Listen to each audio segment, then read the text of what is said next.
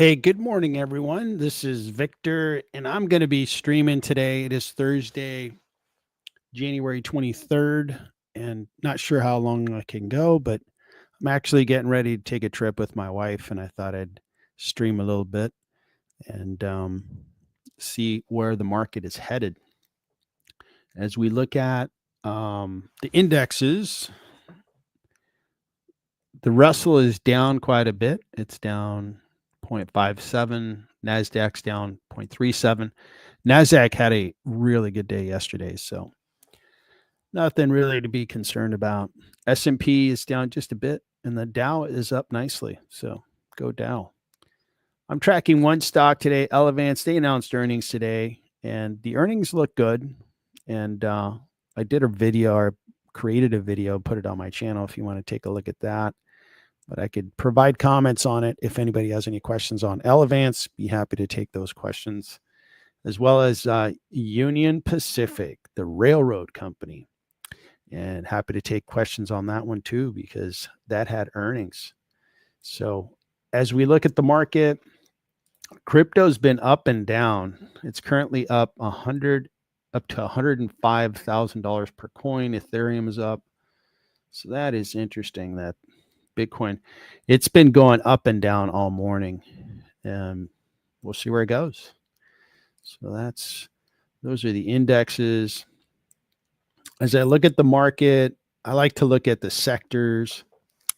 And if you look at the top performing sector right now, let me hit refresh just to make sure we're seeing the latest and greatest.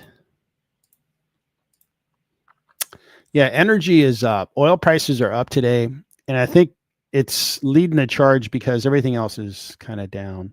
Technology's down. Consumer discretionary is down. Healthcare is down a bit. But energy is up and financials are up. That's interesting. Utilities are up. Again, no, it's not a big day. And it also goes to show that energy is not a big sector. The market cap's 3.7 trillion. Compared to tech is huge, 22 trillion. So it's a very small fraction compared to technology. And consumer discretionary is also very big. So anyway, so that's where energy's at for the year. Who's winning the year so far? Utilities, and then energy. Industrials are having a good year so far. So that's good. That's real good. So it looks like we've got 7 strong on the live stream. Thanks for joining. Hopefully your stocks are in rally mode this morning. I can't complain about performance this year. I'm very happy with how the year is beginning for my portfolio. My stocks have been really rallying, and some small caps have really worked. Some big caps that I picked really worked. Overall, I am a happy camper, making money and expanding my wealth. Now, back to sectors. We've got sectors that weren't listed at the top for 2024, doing well. We're 3 weeks into the year, so it's not like, oh, this is going to be the year. No, it's just the beginning of the year, but it's a good start. It's a good start for utilities, energy, and utilities killed it in 2024. So did technology. Technology killed it, and communication services killed it. So those did really, really well. The only sector that is in the red for the year is consumer staples. And what that tells me is investors are very comfortable, confident. When consumer staples begin to rally, it's the canary in the gold mine. It tells you, hey, the market may begin to sell off. If investors are going to safe stocks, that means they want to get out of risky stocks. Risky stocks being tech, consumer discretionary, communication services. They want to get out of those and go to a safe asset class, which is consumer staples, bonds, and things like that. So for consumer staples to be down for the year and down for the month, it's actually a bullish signal. Hey, Stocks are up. Investors want to keep investing in assets that are performing at a high level, and they're going to keep buying into other sectors. The healthy thing about it is we're seeing a rotation into some of these sectors that didn't do all that great in 24. And I'm specifically calling out energy. Industrials did okay, but they're doing really well to begin the year. Materials were terrible.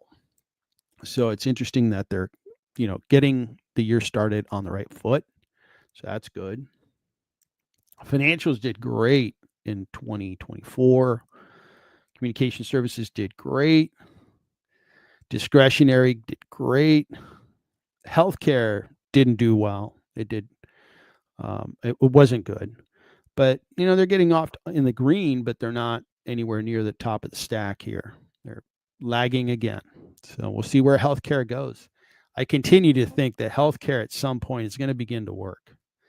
Then real estate, you have higher interest rates, you have really inflated real estate prices, and you have some parts of the real estate market being in trouble, like the office space part of the market, and you have real estate lagging. So, and Kiter, good to see you. What is going on? In my opinion, technology is not risky per se, rather simply expensive, priced per perfection. Excuse me. Yeah, I could probably phrase it a little better, which is the price to reward ratio, right? And the PEs.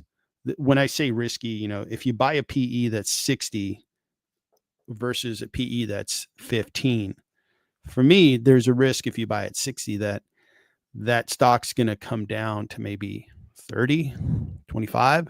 And if it does, you're going to see your stock price go down substantially, as opposed to if you buy a stock that, and we see some of these companies, especially in healthcare, where the stock is profitable, they're growing their top line revenue, they have really good gross margins, really good free cash flows, they're even paying a nice dividend, and everything looks good with the stock, and they're at a 15 PE. Well, to me, that feels less risky. It's like, what's the worst that can happen? It's just going to stay at its current stock price. It's going to pay me a dividend. It's going to keep adding cash to that balance sheet. That company is just going to keep getting more valuable. And maybe the market won't recognize it in the near term, but over the long haul, the market will recognize cash. It'll recognize if a company's loading up cash on their balance sheet. And next thing you know, you're like, yeah, that company's worth a lot more. And that's what I mean there. But I get your point, Ken Kiter. All right. So those are the sectors. That's what's going on. Let's take a look at the heat map. This one looked very different yesterday. The semiconductor space was like green. It was like a forest. It was like the rainforest. But today it's a little red. It's like a big red stop sign. Nvidia's down a bit. Nothing to be worried about. It's most valuable company on the exchange right now. Broadcom's down. Qualcomm is up. That's my stock. All right. It's good to see one green stock in there. And other notable names, Intel's down. Micron is down. When we look at software and the infrastructure side, Microsoft is down a bit. I'm buying into Microsoft. It's just one of those valuable businesses. And I think I've covered it a number of times on videos, live streams, is when I look at the opportunity to buy into one of the most valuable companies in the exchange, I'm going to do it because there's only one Microsoft. They've built this business over 40 years. It is, some of their businesses are so sticky. It's, they're just not going to be moved. And some of their new businesses, like their cloud business, is doing really well. And then you add on the AI piece of, hey, they have the best partnership and they're actually co-owners of OpenAI. You got, to me, I'm like, man, what's there not to like? I like Microsoft. So I'm buying into it. I'm buying into it fast, by the way. There's some stocks that I want to buy it fast because I feel like it's only going to be at this price for a while. I did that with Amazon when it dipped in 24, and the dip was severe, and I just bought as fast as I could. And I covered it with you guys. I covered it on streams. I covered it on videos. I played with my cards open, and it was a really nice move. I made good money on Amazon. I feel the same way about Microsoft. So that's doing well. Adobe's down. Man, can Adobe get any love? Jeez, this is a good company. You look at their growth, growing 11%, top line growth, profitable. They have huge margins, just humongous margins. So I'm holding my shares, waiting for earnings, and I'm waiting for the market to pay a little more attention to Adobe, or maybe the market's going to teach me a lesson. Sometimes that happens, but sometimes things do come back to where I think they should be. And then Palantir, right? Palantir isn't going to go down. It only goes up, right? So we'll see where that goes. All right. So we've been looking at a lot of security companies recently, and I appreciate how people on the streams and even on the weekend member only calls, security softwares come up. And we analyzed one yesterday. And it looked okay, but there's good options in security software. I like security software. All right, consumer electronics, which is, I don't think it's a good name for this piece here. Apple is up a little bit. Apple's kind of having a tough year.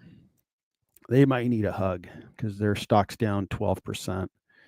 And application space looks like Salesforce is down just a tiny bit. Uber's in here. No, that's not right. Uber's a industrial. And I see the comments, guys. Thanks so much. We're 16 strong on the live stream. I'm going to get to those comments. Let me just finish my train of thought here. I'm easily distracted. So this, this space looks okay. Financials looks like it's got a nice amount of green. Visa, MasterCard, JP Morgan, Bank of America. Citi's been working, man. I am so glad I bought into Citi. Really, in 2023, right? You know what's fun about investing is, first, making a lot of money. That's the funnest part of investing.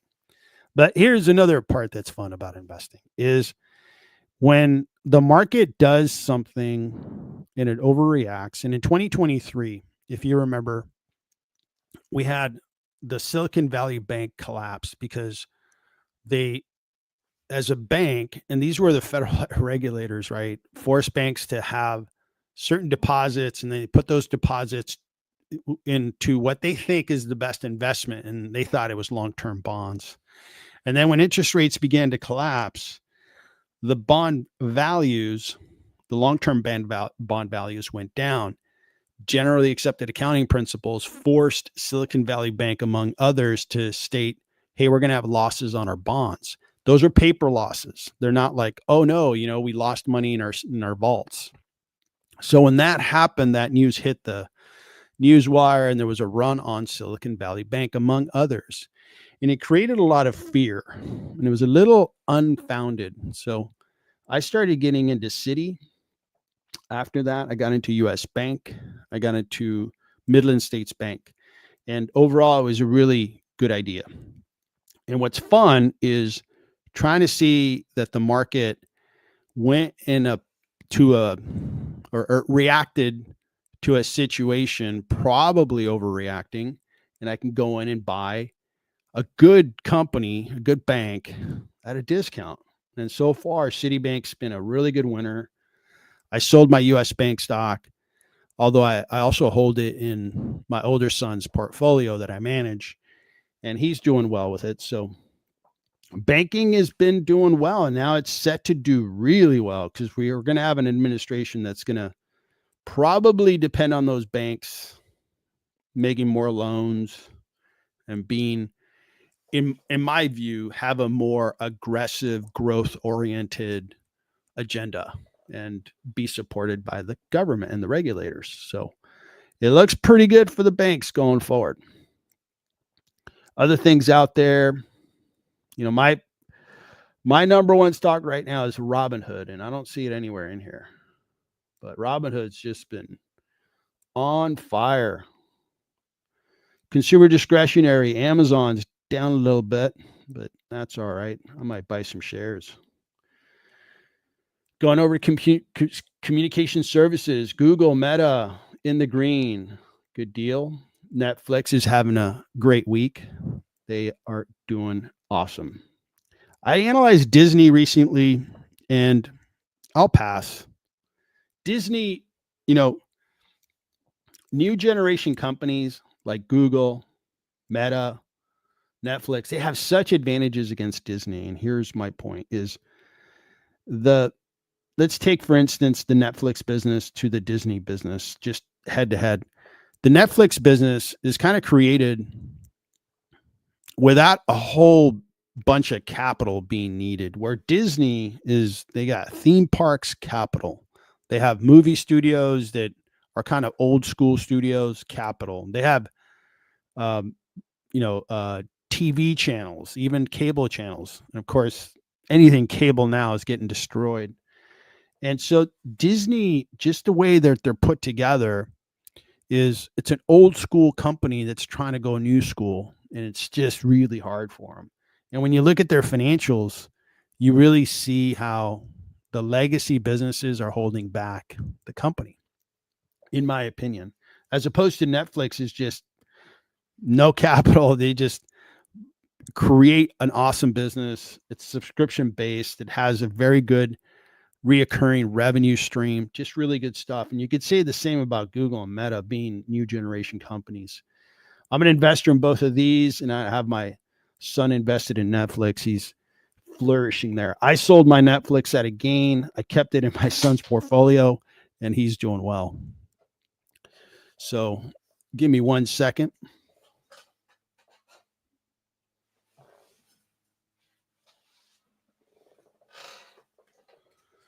Looks like I unplugged something. Can you guys still hear me? Can you guys confirm you guys can hear me? I managed to kick something. I'm not sure if my microphone's still working. All right. So I'll assume you guys can hear me, and please let me know if you can't. All right. So moving on here. Cool. Thanks, Mike. Aerospace industrials. So industrials are working, and I'm liking what's happening here. I bought into LMT, and today it's having a down day. I'll buy more shares, but overall for the year, it's having a good year. So I like what's going on.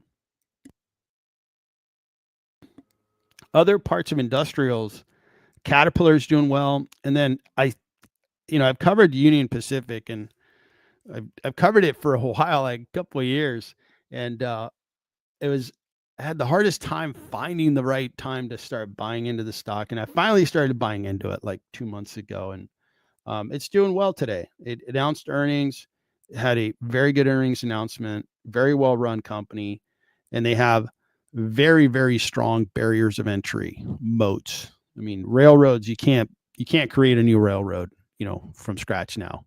It'd just be too much. They built them like 100 years ago, 150 years ago, and whoever built them and have the rights to the rails, they have a huge advantage. So industrials are moving. Consumer staples, again, we talked about that. It's just kind of not the part of the market that's doing anything. And if anything, it tells us the market's buying growth. So energy's having a good day. Exxon having a very good day. Very good.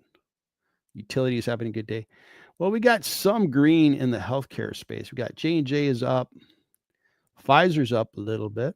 United Healthcare is up. Elevance up 2%. Beautiful. They announced today. I thought their earnings were very good. And I attended the earnings call, and I'm going to voice a complaint, is a lot of the questions from analysts were just a lot of like detailed questions around like Medicare and coverages and stuff like that. And I would love for them to ask questions that are more specific to like the financials or metrics that are, related to their financial performance. So I attended the call, but I could tell you that it was one of the least favorite calls that I've attended, because it just was too much detail And it would have been nice if they could have just gotten down to business. Like when I attend Google, they go straight to like, here are the metrics that matter to the value of the company. Here are the metrics that matter that show our competitive position against the market. That is a really good earnings call. So I'm a stockholder of Elevance. So I'm going to keep buying shares, but I would just say, hey, maybe you guys could talk a little more specifics. Talk more to your stockholder, to the owners of your company. Share with them, hey, here's what's going on. Here's why you want to continue to own this stock. Here's why you should buy the stock. Because if you have earnings calls that sound like, a PTA meeting, it's hard for me to stay in them and really listen to every word you say. Anyway, enough of me complaining. All right, utilities again are doing awesome. So that's the heat map. All right, let me catch up on comments here. We are 13 strong on the live stream. I got a little catching up to do here. Golden, what's up, man? Thoughts on UMAC? I don't know if I've ever covered that. They're an American-based drone manufacturer. Okay. I remember drones were like super red hot. I don't know if it was 10 years ago, maybe 15, 20 years ago. Not so much these days, but let's take a look at that one. Rotel and cheese. EA has tanked. Electronic Arts, it's in the game. I think that was their tagline. So I was an Activision stockholder when Microsoft acquired Activision, paid me like 65% premium. Thank you, Microsoft. I already spent the money, so we got to make more money now. So we'll take a look at EA Sports. I did want to look at that because I like gaming companies. They kind of resemble software companies. And to tell you a little bit about me personally that relates to Electronic Arts. So I grew up playing arcade machines where you stick quarters in, and then we went to the console and so forth. And then I got busy with life and I didn't game very much. But then I had 2 sons and they were like full-blown gamers. And I couldn't play video games with these boys because they would just crush me. It would be like 5 seconds and I'd be destroyed. Because the new games are just like 100 times more difficult than playing, Pac-Man or Asteroids or Robotron. It was super simple back in my day. So fast forward, I bought a cabin for the family and I built a vintage arcade. It was 600 square foot arcade. And I stuck like 20 gaming machines in there. So I put Robotron, Pac-Man, Stargate, driving, games where you sit down and race cars.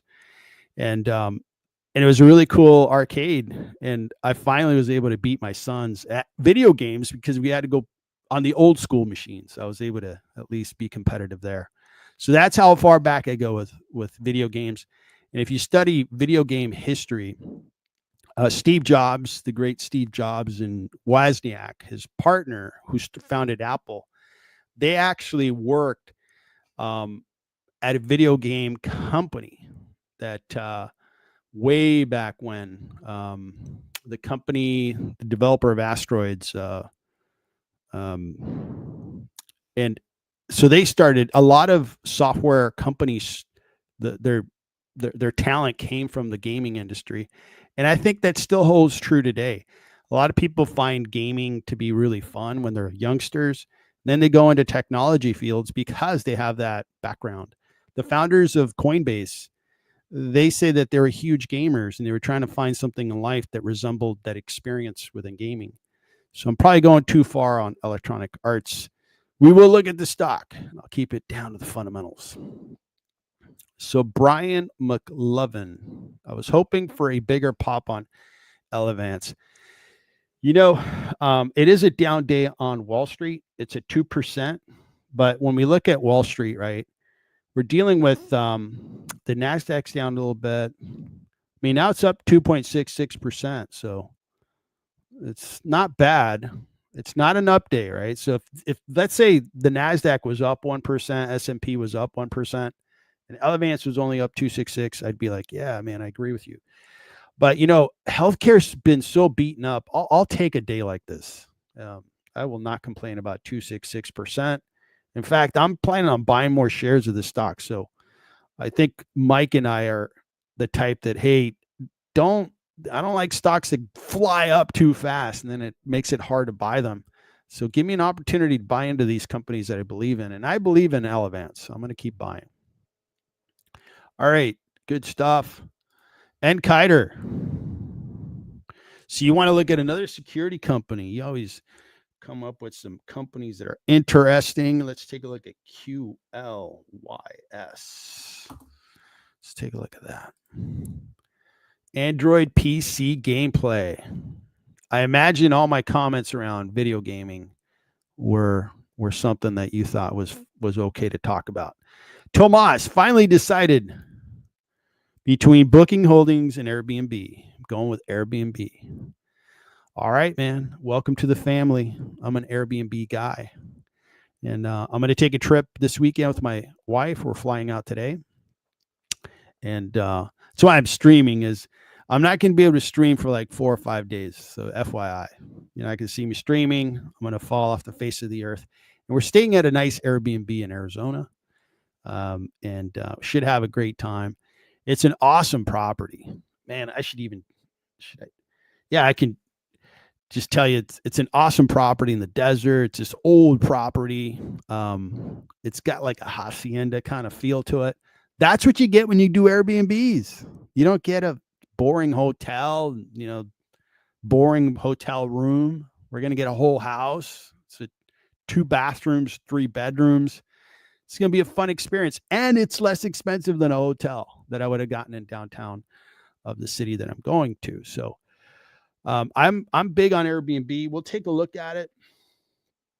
I don't remember when they're going to announce, but they should be announcing soon.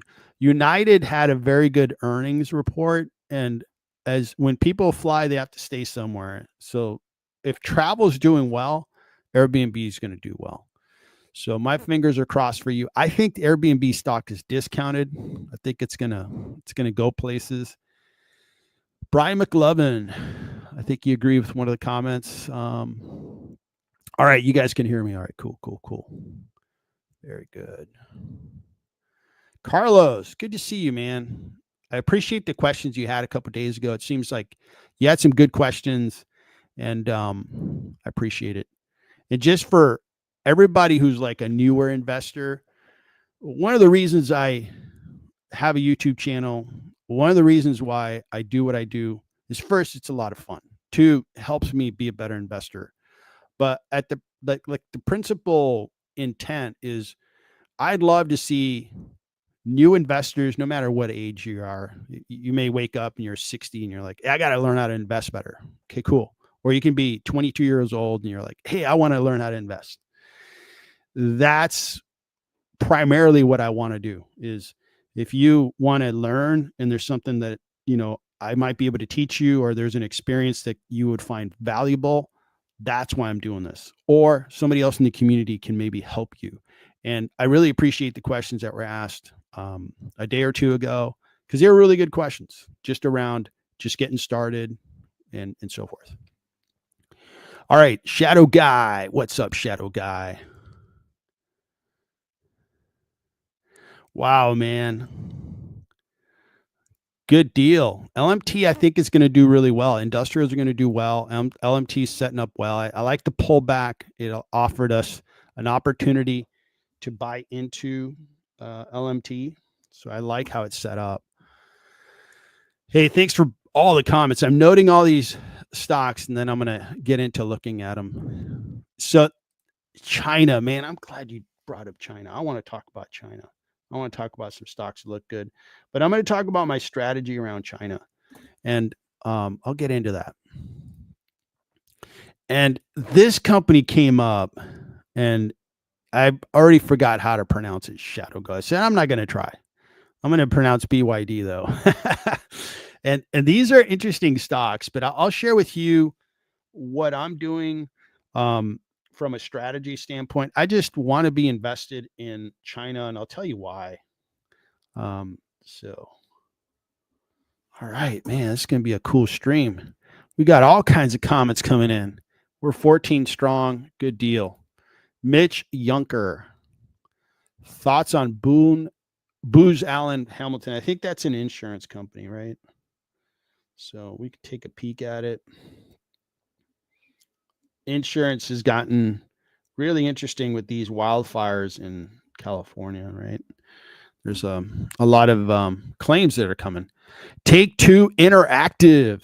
Now we're talking. Let's do a head-to-head. Take-Two Interactive, right? And then Rotel and Cheese. Yeah, man. Now we're talking. Neo Geo arcade games. Yeah, I hear you. Man, I'm so glad that I checked that box and creating a vintage arcade. I also had pinballs, by the way. And the pinballs were awesome to have. And what's funny is I bought 4 of them. I bought them and I owned them for like 8 to 10 years. And they went up in value, man. They were like Bitcoin. I bought one for like $400. I sold it for like $2,000. I bought another one for like $300, $1,000. In the case of that one, it stopped working, but it was so collectible that people were willing to pay those amounts.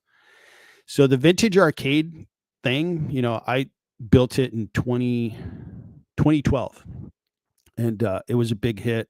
We had an Airbnb. We had 2 Airbnbs up in the mountains that we operated. My wife had a business, and those arcades really pulled in a lot of travelers. They loved the arcade. We were able to charge a lot more for our Airbnbs. So, yeah, take a look at Xiaomi. I know I pronounced it wrong. Sorry. Okay. We got all kinds of gaming companies. And, we got to look at,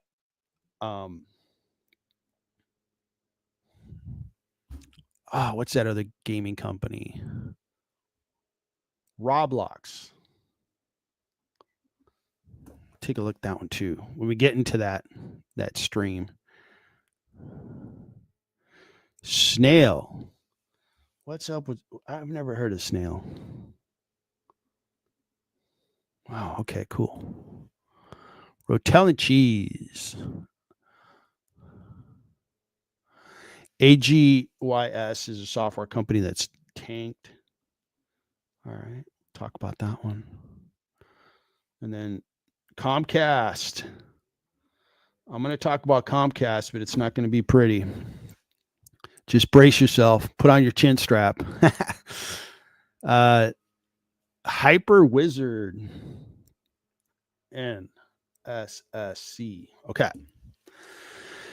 All right. Good stuff. 18 strong on the live stream. Awesome, guys. So you guys gave me a lot of good comments. Keep the comments coming. I'll stop every 15 minutes or so and take a look. But let's get into this. All right. So markets, what the heck are they doing? Dow up a little bit. Elevance is still up more than 2%. Okay. We're good. We're good. Nothing's too much of a problem. So we're going to start with UMAC.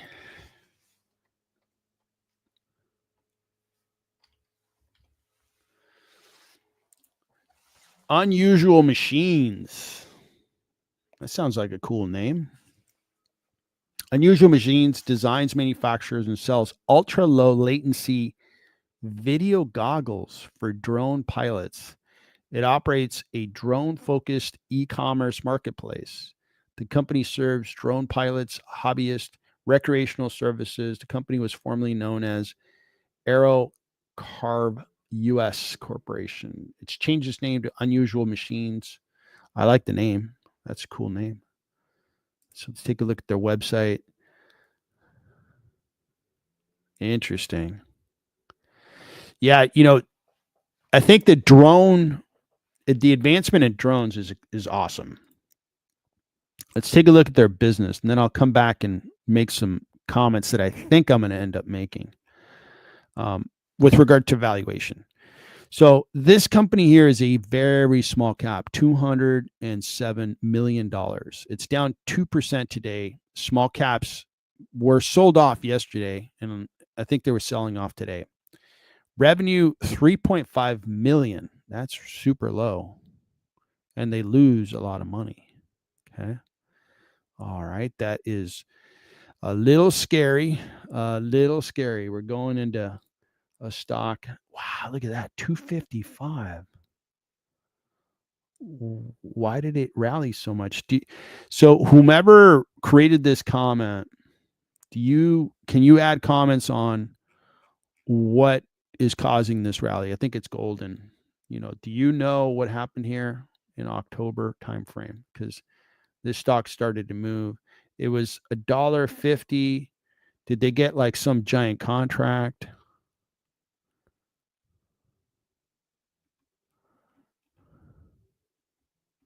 Something happened, I guess about 4 months ago. So the stock's really taken off. Now, the revenue really scares me, right? So I guess this is kind of their beginning to sell their product. Their gross profit's okay. I mean, this is like not very good. Like 28% gross profits, not very good. They're burning cash. Yeah, about 28%. And let's see what their balance sheet looks like.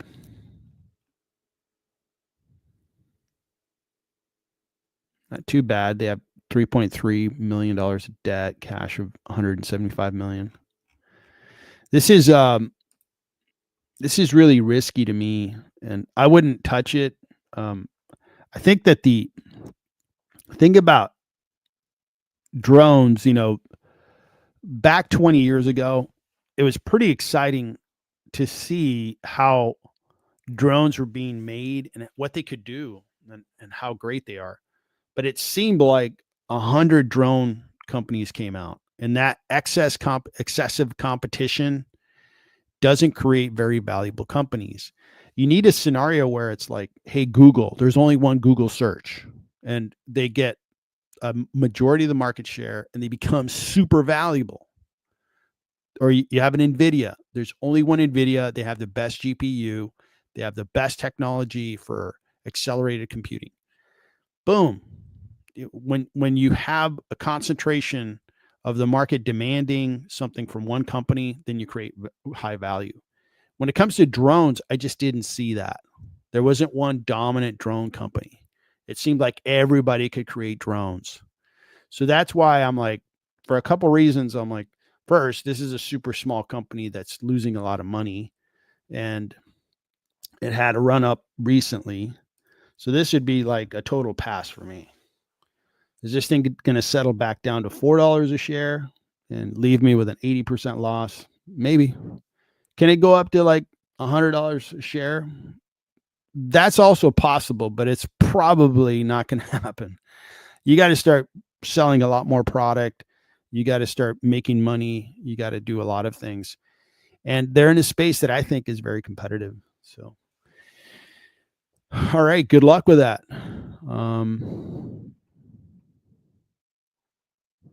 Oh, yeah, this is the one where Donald Trump Jr. joined the board. That's what caused. Okay. So, yeah, that could be, I mean, definitely that's a catalyst, but we'll see. Because there's other companies that are domestic, like Aero Environment is a big drone manufacturer. There's drone manufacturers. Some of the aerospace and defense contractors, they have big operations around drones. It's not, the Chinese are not the only game in town. All right, so let's move on from that one. That kind of gives us a little bit of a segue into EA Sports. So Electronic Arts and Activision, both up in Northern California and the Silicon Valley. And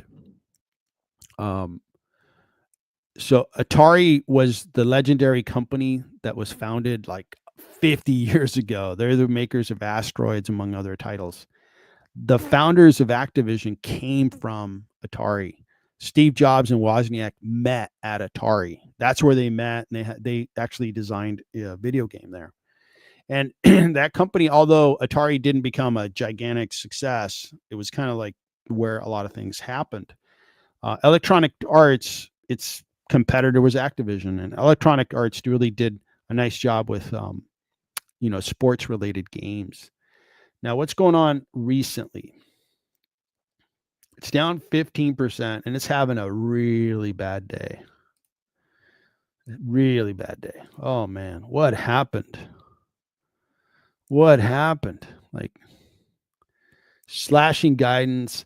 And the thing that I'm seeing is, I think video games give us a really nice kind of like textbook example of how you have changes in paradigms. The paradigm when video games started off was an arcade machine, meaning you had this cabinet, you had technology that was developed specifically, for that game, like Pac-Man, and you put your quarters in and so forth. And then the paradigm came where you went to consoles. Well, the paradigm that it replaced just completely got eliminated. There were a few arcade manufacturers, but they couldn't really make any money. Even pinballs were like that. That's a novelty industry. It's not a growth industry. So Electronic Arts was definitely a console player. Well, that advanced to, now it's all about PC based, and you log into a server and then you play games. And I know my younger son still games quite a bit. Even the older, he's 20, and then the older boy's 24 going on 25. And when he comes home, it's funny, he goes in his room and he games with his brother. That's what they do. That's what you do when you want to kick back and you're a youngster. And that's cool. So where I'm going is the paradigm that we're now in, I don't think Electronic Arts is competing very well with. I think it's like, oh my God, game over. The industry's completely gone to, PC based games where there's a central server and you go in, it's a multiplayer game, and the market's just completely changed on these guys. That's my high level kind of, this is what may be going on. They haven't had good growth, although they had good growth in 22. Was there an acquisition there? Maybe. They haven't been like just, cleaning up and kicking butt and taking names. And looks like their earnings, and I could probably open up.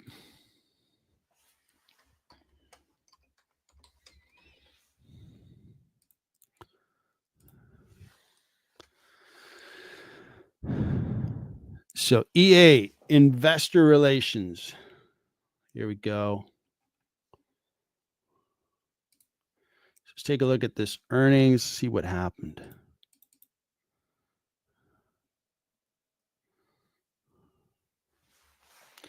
So they delivered a strong quarter.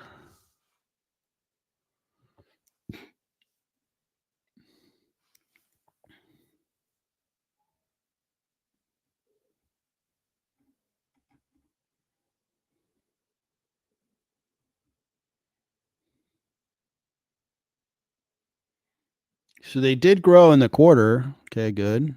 And their revenues are down for the year, for the trailing 12 months. Am I looking at the right one? Yeah. No, I'm not looking at the right one. So what's the date on this? This is September 30th. So this is not correct. So this is Q2.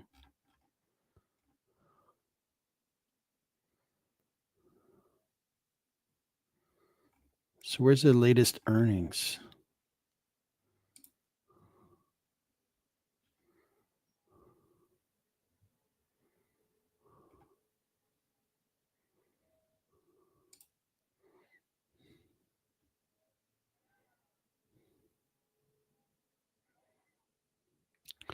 So they're pre-announcing.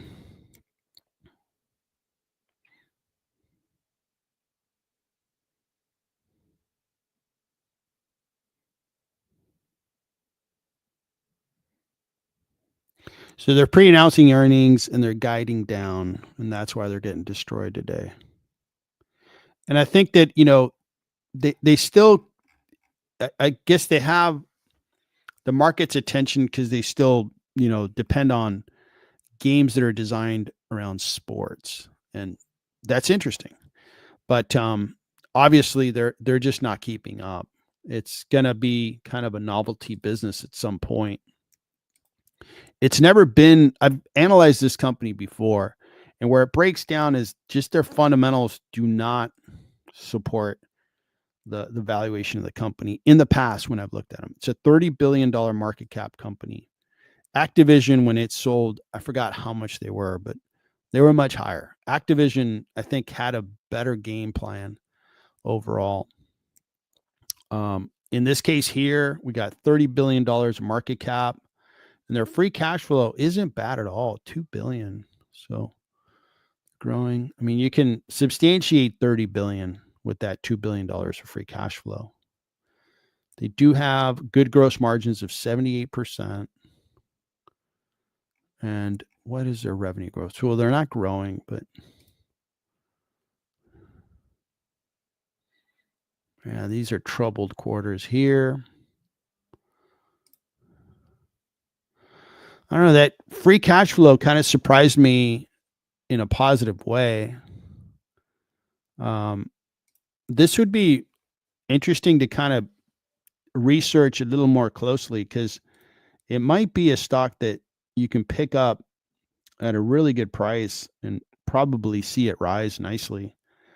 It is crashing and burning for the last couple of days. Man, it's really down.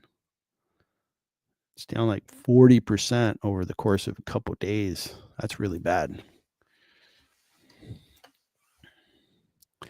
And Activision, I had success with, but I haven't been in a gaming stock in a long time. It's down 30% since December 6th. So yeah, it's really selling off. And I think if you think they're going to, have a good comeback, maybe that's a decent play. And good luck with that. All right, so Take-Two Interactive.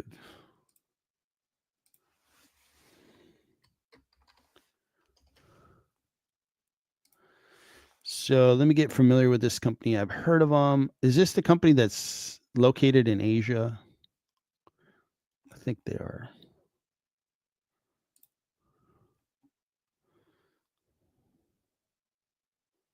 No, they're here in the U.S. They're in New York. Okay, I think I'm mistaken for another company, but okay. So this is about the same market cap, 31.5 billion. They also are losing money. Forward PE is 50. They're getting sold off because EA is crashing and burning. For the 1 year, they're up 10%,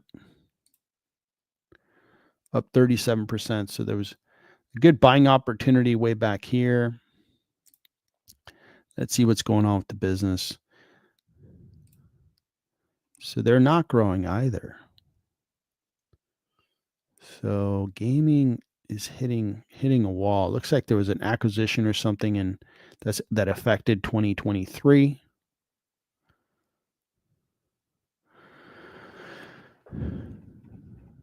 These companies, no free cash flow. Okay, that's a red flag. Gross margins, okay, not as good as EA. So they're not doing free cash flow. It's hard for me to do a valuation on this one, even come close to it. I mean, they haven't had a track record of free cash flow for a while. So yeah, this one, again, I invested in Activision, and then every time I'd look at video game companies, it just didn't make sense, because video game companies are pretty much software companies, and you're developing a piece of intellectual property. Call it whatever, we can call it code. And whether you're selling Microsoft Excel or you're selling whatever video game Take-Two Interactive sells, you're selling a piece of intellectual property. So those business models are very similar. the end markets are very different. And the video game market, again, I kind of disqualified myself as being a modern gamer. I'm not young enough and I'm not good enough to be a good gamer. So that's not a market that I completely understand. But when we talk about business and, business areas of, and how they consume software, I really do understand that market. So that's why I'd rather invest in business related software. It makes sense to me and I can invest in it more successfully. So that's Take Two Interactive. It's a pass for me. And then we'll look at the final one is Snail, right? Was it Snail?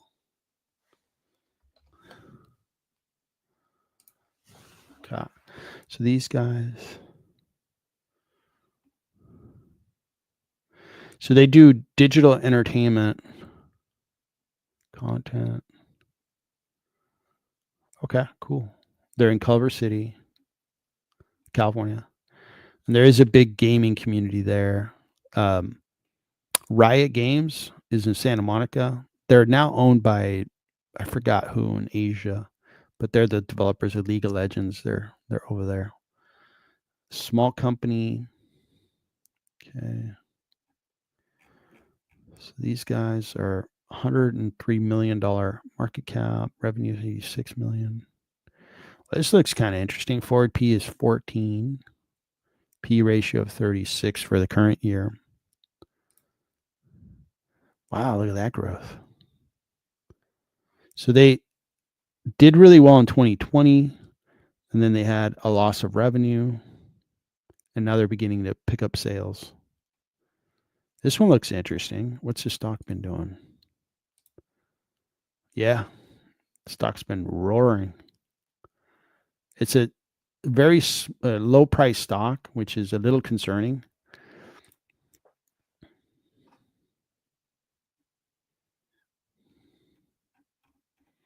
I'm going to check out their gross margin, 33%. That's a little bit low.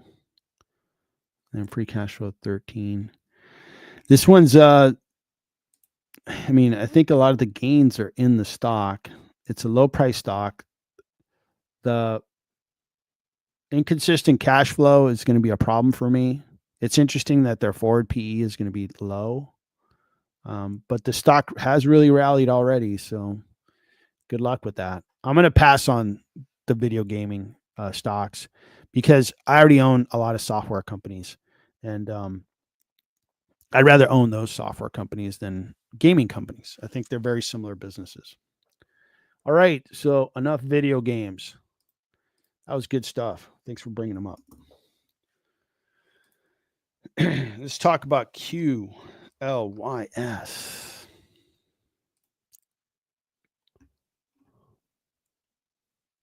Okay, so this is the one that N. Kiter brought up. I think security.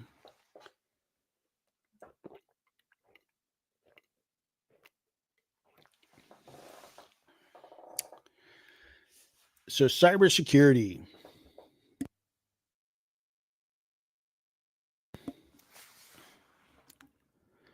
Okay, so these guys are 2,100 employees.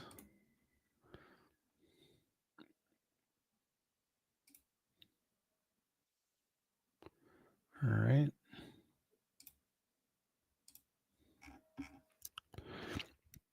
A $5 billion market cap, revenues 592.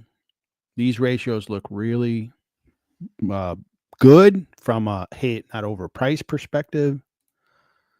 The stock has been selling off. I wonder why. Just down 28% for the 5-year, decent 63%. It is a small cap. They are growing more steadily now than they did in the past. Looking at the quarterly, it looks like steady growth. Okay. And when we look at let's look at their margins and free cash flow. So free cash flow looks good. I like how they're growing it. See how we look at this chart, nice smooth data. I like that. I'm confident about the data. 82% margins.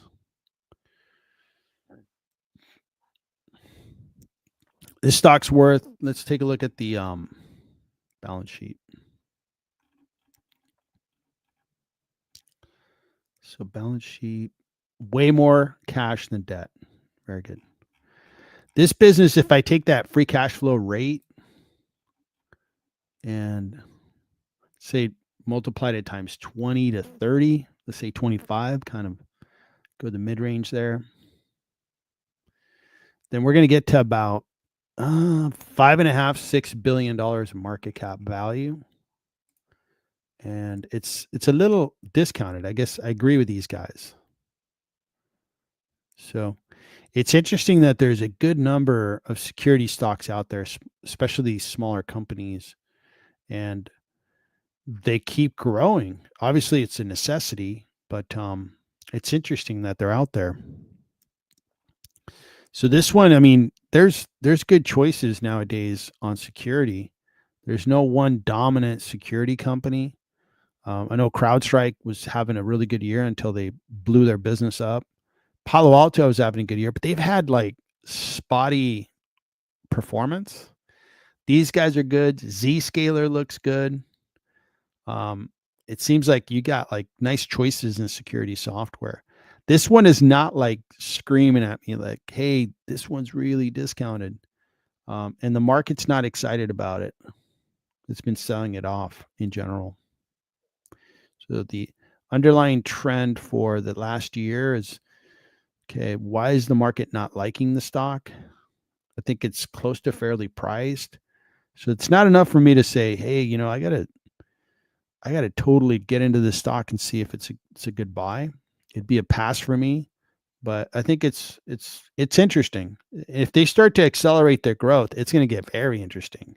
If they were to go from 9.6% to 20%, okay, now we're talking, because this stock would really rally up.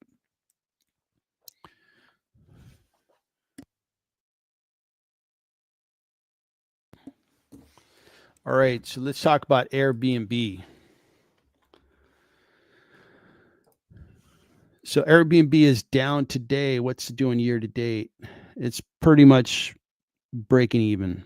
It's going to announce on February 11th, which is in about 2.5 weeks. It's $82 billion market cap, $10 billion in revenue. Forward P is 31.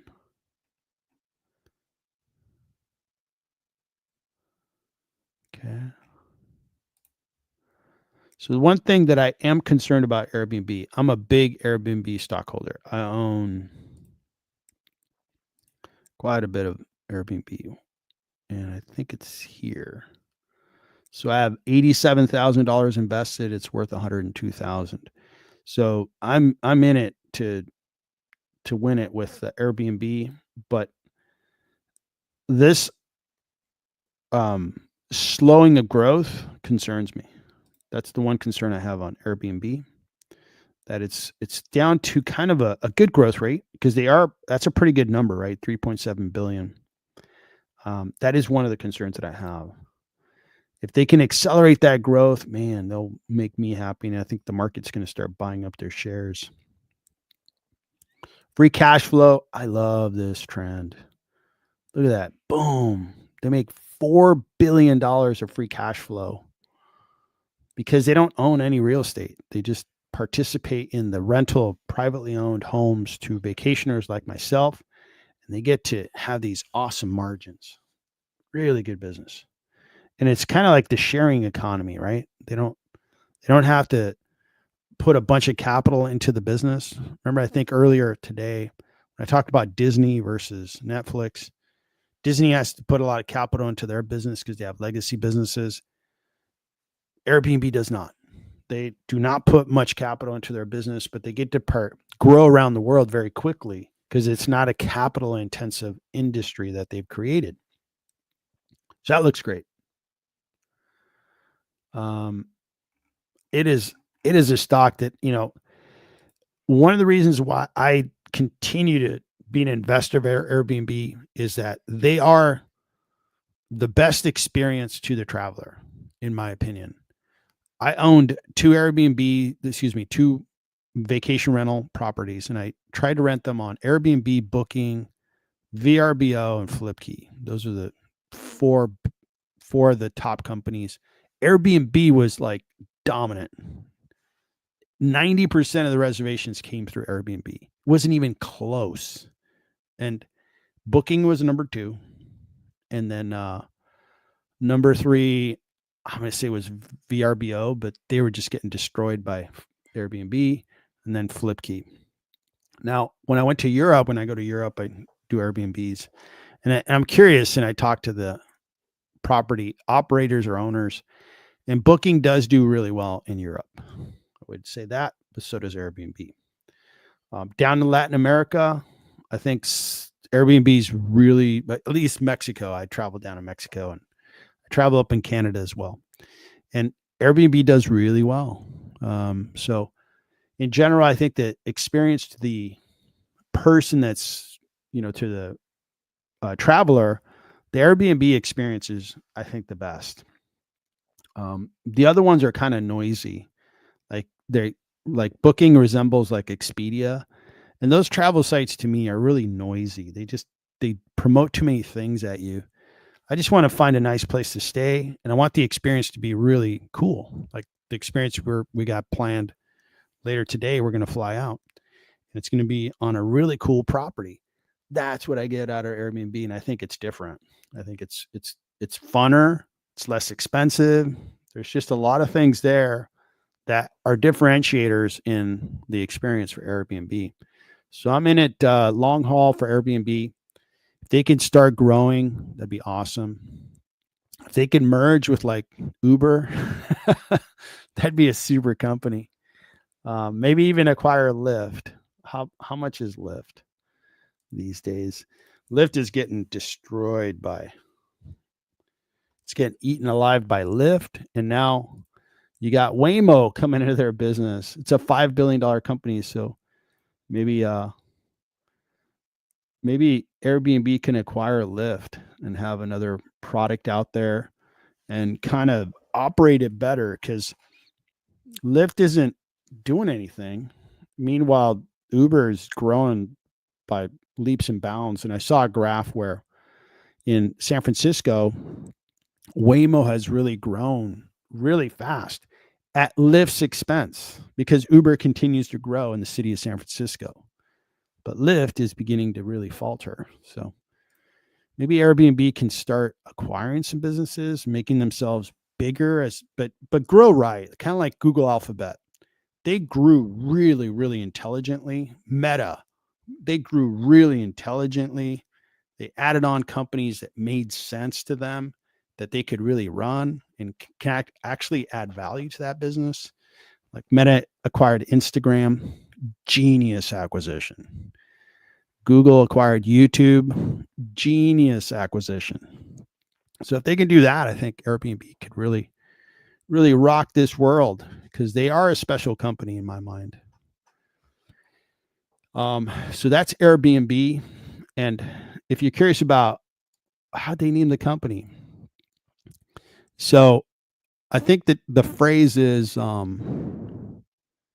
necessity is the root of innovation, or necessity is the fuel of innovation. So there was 3 guys that lived in San Francisco. They were fairly young, and they were having a tough time making enough money to pay rent. So they thought, hey, let's put some air mattresses in our apartment on Craigslist, if you're familiar with Craigslist, and rent them out. Because I think people, to stay in San Francisco or in New York, it costs a lot of money. Hotels are really expensive. I stayed in New York with my wife, and it was almost $600 a night to stay at a Marriott. And the room was okay. It was located in a really nice spot. That's why we got it. That's a lot of money, right? So these guys put these air mattresses on the floor and offered them for $50. You can crash there. And they sold them out. And they got so much demand.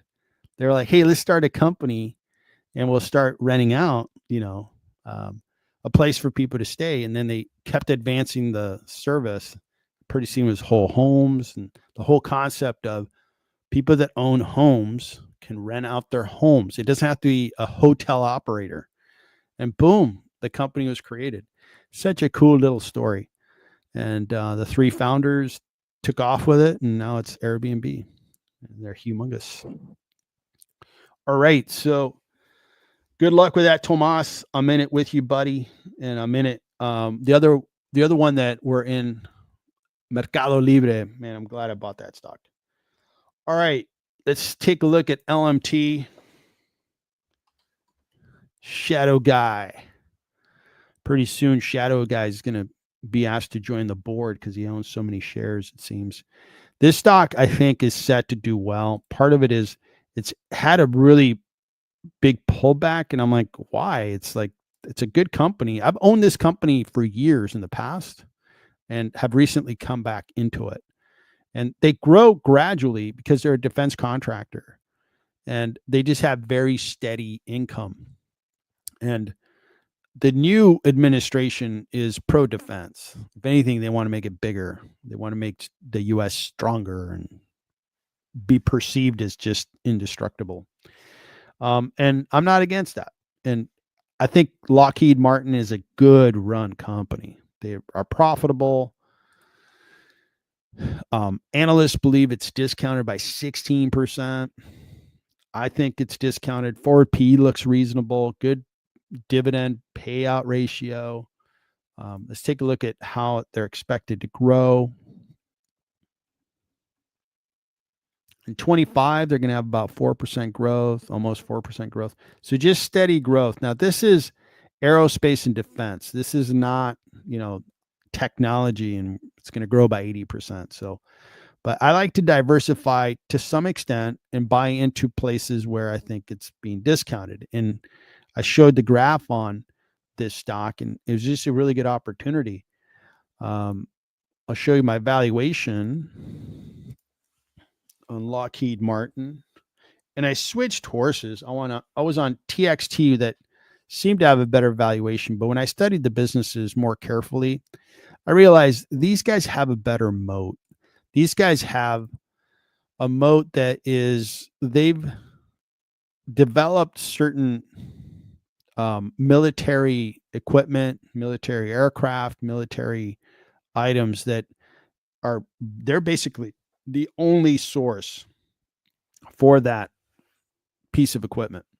So it makes their moats very strong. And I think that's still discounted by 23%. Very high quality business. I've owned these guys for years. I just have good things to say about how they operate. Very military-like, very accountable, good company. So this is kind of a boring stock that, in my opinion, if I buy it at the right time, I'm going to make money on it, and I'm going to enhance my portfolio. It's great to catch a stock like a Robinhood and see it rise and just, do great. And then once in a while I buy a stock and it does terrible and it goes down. Those are like high volatile stocks, right? High growth, volatile. It could really go up, could really go down. Lockheed tends to be it's going to go up over time. And we know what they do. We know what they're going to do in 10 years. They're going to be a defense contractor. And I like that about them. It's one of those stocks that, hey, I don't have to pay too much attention to this guy. It's going to go up over time. It's going to pay a dividend. If you buy at the right times, you make money on these. So here are the right times. I think it's now a good time for me to buy. Good time to buy. Good time to buy. You just have to be a wise purchaser. You need to be frugal with the stock price. And hopefully you're doing really well with this one, Shadow Guy. All right, let's talk China. So, Kiter. So Doge is going to reduce spending for military, huh? That's not going to happen. That would not go over well with the public, in my opinion. I'm not a political scientist, but I can tell you, if you said, yeah, we're not going to fund the military, politically, that's like, man, you're going to get destroyed because your political opponents will use that against you. So I don't think that's going to happen, but we'll see. One more comment on LMT. LMT CEO even made comments about how effectiveness of drones on the battlefield can be overlooked. I agree with you. I think drones are a huge success. I um, would say that drones can be an advantage, especially for the U.S. military, in a lot of ways. I totally agree. When you value a drone specific company, the points that I made earlier should not be interpreted as I don't believe in the drone kind of technology or that they're not effective. I completely agree that they're effective. I would just say that there's a lot of drone manufacturers and the competition is such that there's no one dominant player. And that's what um, eliminates the opportunity to create a great company or a very valuable company. So that was my comment there. But I appreciate the talk around drones, man. I think drones are cool. I think drones are great. Yeah, we're going to talk about Comcast, but we've got comments that came in fast and furious, and I'm on to China. I'll catch up on comments, guys. Bear with me. We're 13 strong on the live stream, and I got to keep going down the list here. So China, I am optimistic on China, and here's why. Right. So high level, we have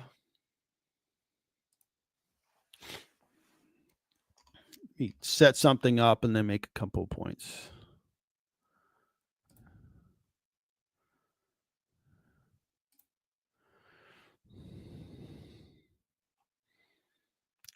So we have the world, and the two economic powers are the US growing at 2.2% GDP, and you have China growing at 4.5 GDP, double the GDP growth. And you think about, okay, now big difference in investing in a China-based businesses. Well, you've got a communist socialist government that's not going to be, I think, on philosophically not completely agreeable to capitalistic principles like the US, where capitalism rules, right? Not completely. It's not like just, ungoverned capitalism. There's some safeguards there and some restrictions. So that point's taken. That's why a US publicly traded company will always be priced higher than a Chinese based publicly traded company. But the reality is that China has a competitive advantage when it comes to the cost of labor.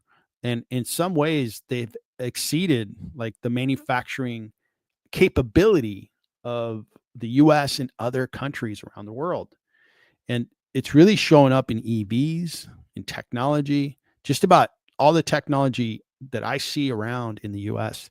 It has some type of Chinese product in it. If not, it was made in China. So they have really big advantages. So when I look at the Chinese businesses, and let's say the US becomes very hostile from a tariff perspective, and they say, oh, we're going to have these big giant tariffs. Okay, that is going to affect China, but that's only like 13% of their GDP. The US represents 13%. The other 87% is the rest of the world. Latin America, Africa, Asia, Europe. And, the customer, the consumer will always use price as one of the deciding factors, if not the deciding factor. I kind of scratch my head sometimes where like in the US, for good reason, people are like, hey, we should try to get products that are made in the US. I get it. I would prefer that too. But you go into a Walmart and you have the low price leaders are always Chinese made products. You go to Costco, ditto. You go to Home Depot, there's Chinese products all over the place. So it's one thing to, I guess, emotionally state it that, oh man, I want US products. I prefer that too. But when it comes down to a pocketbook, people are like, well, if I'm going to pay $20 for a US product or $10 for a Chinese product, I'm going to go $10. And that's just behavior, right? Now, let's just pretend that it becomes really difficult for China to do business with the US. They're going to do a lot of business with Latin America, who has less discretionary income, Africa, Asia. I mean, all these other places, China's going to really do well. And they're growing their GDP twice as fast as we are. So, just in general, I think there's a lot going on in China that is going to drive some of these Chinese stocks. Now, my strategy is going to be to buy into Chinese stocks through an ETF and through Alibaba. Alibaba, I've owned for a while and I'll continue to own. That's going to be my strategy. I don't want to try to pick stocks in China. I haven't been very successful at it. I'm just starting my investment in FLCH, or I should say I'm expanding the investment in FLCH. This is the Franklin ETF. My friend Shadow Guy corrected me. I think a video I produced was I incorrectly said it was Vanguard. These guys had the best expense ratio, and I thought, hey, this is the right one of me to accumulate. And I'm hoping that over time, this is going to be a chart that goes up and to the right, because it's been sold off. And I showed you the GDP growth. Like, logically, I just think, China-based companies are going to do well. Are they going to be valued like U.S. companies? No, but you're not going to be able to deny that, some China tech companies are quite good. Their EV companies are very good. Their technology hardware companies are excellent. TVs, Nike shoes, apparel. I mean, all these things are coming from China. So that's my 2 cents on China. I think I'm going to be investing in China, and that's how I'm going to do it. All right, let me try to crank through some of these titles. So, Booz Allen Hamilton.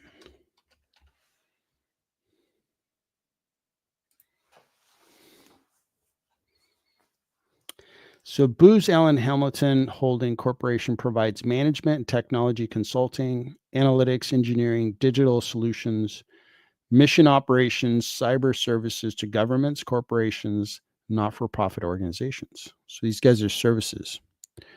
It's a $17.4 billion market cap, $11.4 billion revenue, 20 PE. The stock it was doing good, and then it fell off a cliff. And it really sold off starting in November. Interesting. It seems like the election affected this stock. Is it the scare that the Doge is going to, kind of reduce expenses, which is going to reduce the services that are gotten from these guys, potentially. They have been growing nicely. Man, they're growing really well. So sometimes, you hear these stories, and sometimes the story makes it out to be that it's going to be really terrible, and it ends up being like sometimes a non-factor. Now, the whole Doge idea with the government, I mean, I do not oppose it. I think, let me get rid of this comment here.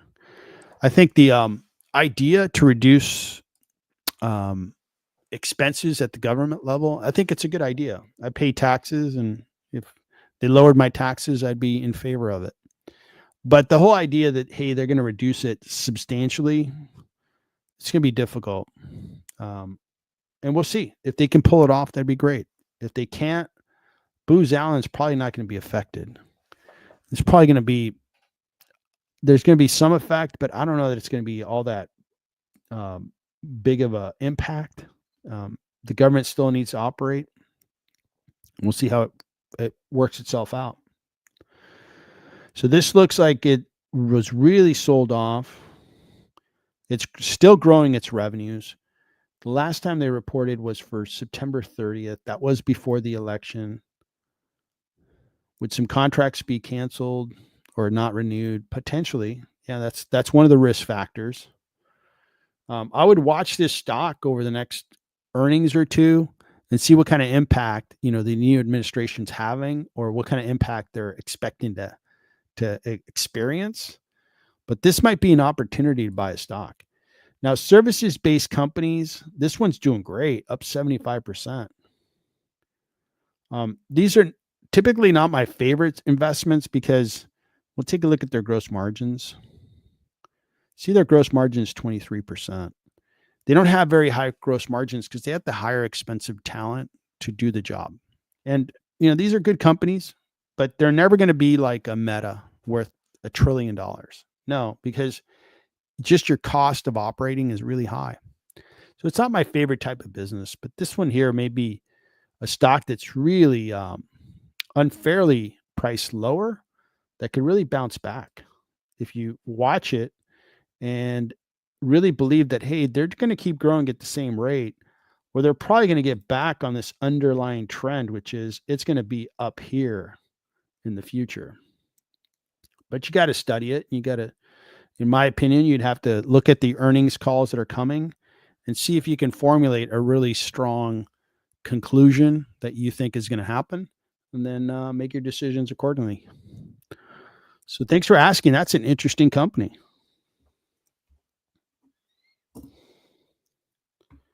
So AGUS.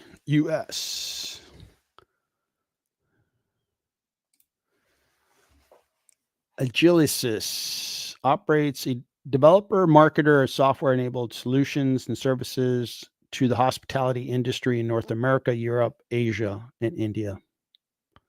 So they do software around hospitality. It's been around for a while, 1963. And they're $2.7 billion market cap company, $263 million in revenue.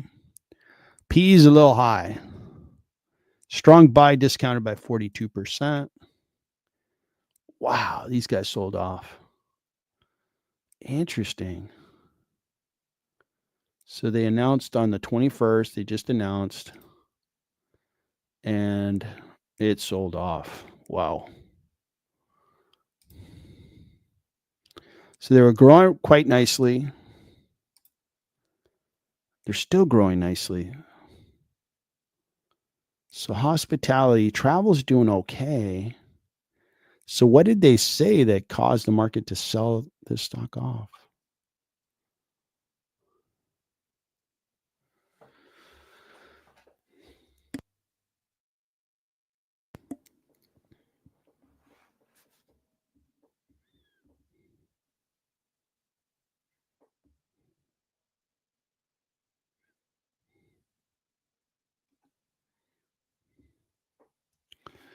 So, man, this stock was doing great. And it sold off. Still has a really high PE. Okay. Free cash flow has been growing. That's good. It's not incredibly high, but it's growing. Margins are okay. So they're growing that rate. They're worth about 1.5 billion. So they are priced quite expensively. If they're going to have headwinds, this is priced too expensively. I can get to like 1.5, and let's look at the balance sheet to see how much cash they have. 1.5 market cap. Yeah, I think their market cap should be 1.5 billion, and they're at 2.7. So this one here is a pass for me. They're just priced really expensively, and maybe investors have found out, yeah, this business is going to have some headwinds ahead. It is on in a cyclical. It's dependent on a very cyclical industry. Travel is great when things are good, but things can really slow down for that industry. And maybe that's what they're beginning to see. American Airlines had a bad day, and they're obviously really a travel stock. And that would also be interesting to look at if you're interested in researching this company. This one here is a pass for me. I think it's overpriced. earnings per share may give you this particular valuation, but cash flow will not get me to this number. So thanks for asking about that. Comcast. This one here in the past has looked good, but I think they're beginning. So for the last year, it's been kind of a rough year. Minus 14, minus 21. Whew. See, if you bought at the right times, you could have made a little bit of money. I did, and that was good. But what Comcast, like some of the comments I made around Disney, that there's a lot of capital involved. Comcast is trying to divest some of the businesses that just aren't working anymore and become a leaner and stronger and more profitable company. They have a nice dividend rate, but let's take a look at their fundamentals. It's a $142 billion business, revenues 123. Year to date, this stock is not working. And for the 1 year, it's not working. Revenue, very stable, but not growing business. They're trying to shed some of the businesses that just don't grow anymore. They're actually contracting, like the cable businesses. Like CNBC is owned by these guys. And they're trying to shed those off because, just cable is not what it used to be. So the growth isn't going to be there. And my recollection was cash flow was beginning to come down. It used to be just a cash flow machine. This thing was just cranking. But you could see that it topped out in 21 and it started to decline. And you could see that the stock price began to decline. If these guys can't crank out cash flow, they got problems. The gross margin's very good at 70%. Very good. So the growth is, if they can grow, awesome. They're trying to sell off some businesses that'll make them more a stronger business, and we'll see how that plays out. What I wanted to look at was their balance sheet, because I think they do have a fair amount of debt. $101 billion of debt. So these guys have net debt of like $92 billion once you deduct this cash. $92 billion of debt. And the market cap is 142. So that's a lot of debt. When I do my valuations, I always I take away debt from the value of those cash flows. When I do that, Comcast ends up being priced at a premium because it just carries a lot of debt. And if we look at debt to EBITDA, let's take a look at that ratio. Debt to EBITDA is 2.63 because they have a lot of EBITDA, but it's still a lot of debt. Once I deduct that debt away from my valuation, just to remind you of how I do that, I add cash and take away debt because I think it's how I can compare company to company. If one company has zero debt, but has the same cash flow as another company that has a lot of debt, obviously I want the company that has the same cash flow that has no debt, because the debt is, if it already came to it, debt holders are first paid and then stockholders are paid second. Just in general, it's a decrement to value of a company, in my opinion. So that's why I do not invest in Comcast. I think Comcast is too much of their business is a part of the past and not part of the future. They're getting destroyed by YouTube, Netflix, and now Fubo. I forgot who acquired Fubo. Somebody acquired it. Was it Amazon? Comcast is just feeling the pressure from many sides, and they're trying to adjust. So we'll see how things play out for Comcast. But for me, it is a pass. I do not want to invest in Comcast. Too risky. And they're right there with, Disney. I would say Comcast is a better looking stock than Disney. Disney is like uninvestable for me. Like, man, stay away from it. But Comcast looks a little better, but still is a pass for me. So this is NAPCO Security Technologies, up 1%. So these guys develop, manufacture, sell electronic security systems for commercial, residential, institution. Okay. So they do hardware around security. Okay. Looks good. Stock was working and then it fell off a cliff in August. Did they have a bad earnings or something happened? And they went from $58 a share. Now they're trading at 36. So big drop. Forward P looks decent at 24. Strong buy according to analyst. They are growing nicely. So back in August, they were probably reporting these numbers and guiding for this number. And that's probably why their revenue, see how the revenue is going down sequentially from 50 to 44. 44 is higher than a year prior, but I think they guided down that, hey, we're having a hard time growing. If they keep this up, they're going to go to no growth, maybe even contraction. And I think that's the big risk. Hardware is tough. Software, you have a reoccurring revenue. When you sell hardware, that customer may have a useful life on that product of 5 years, 10 years, 20 years, who knows? And they're not going to buy your product over and over again. They're just going to buy it once. And if they're faced with that problem, they're going to struggle to grow. So software is a different game because you could always increase your fees or your subscription. Like Netflix is just going to increase their subscription fee.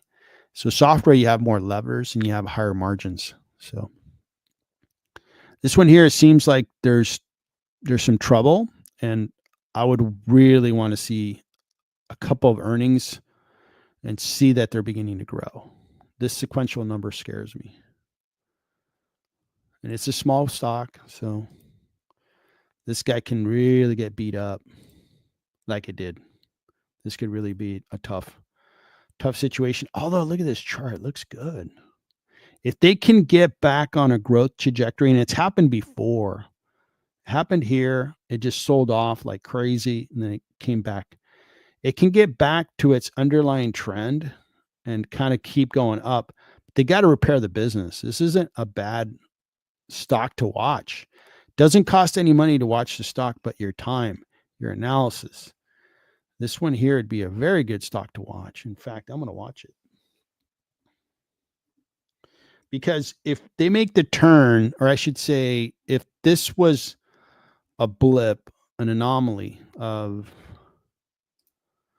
we just temporarily, had some headwinds and we had problems, but we're back to our growth trajectory.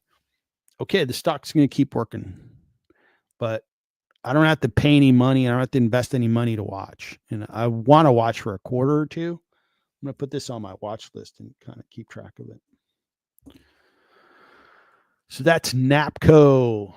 Man, we're cranking along, man. We've been streaming for an hour and a half. Got 12 people, 12 strong.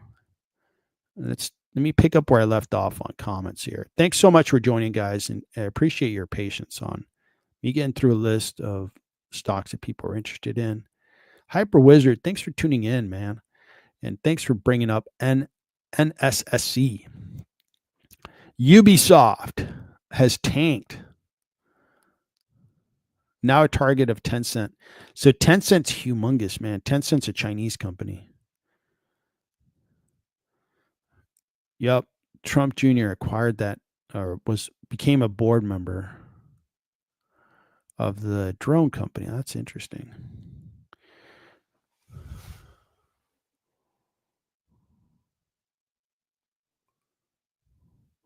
Okay. Yeah. And Mitch, I appreciate your comments on drones again. That I think you're probably right. That drones, are being used quite a bit. Maybe created that rally in the stock.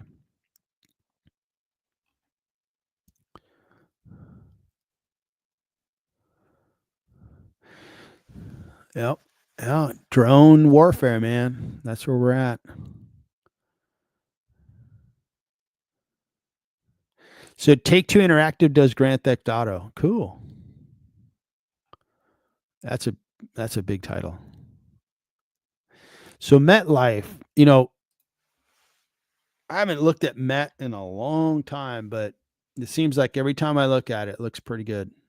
Let's take a look at it. So, yeah, look at that, 67%, and you're paid a dividend.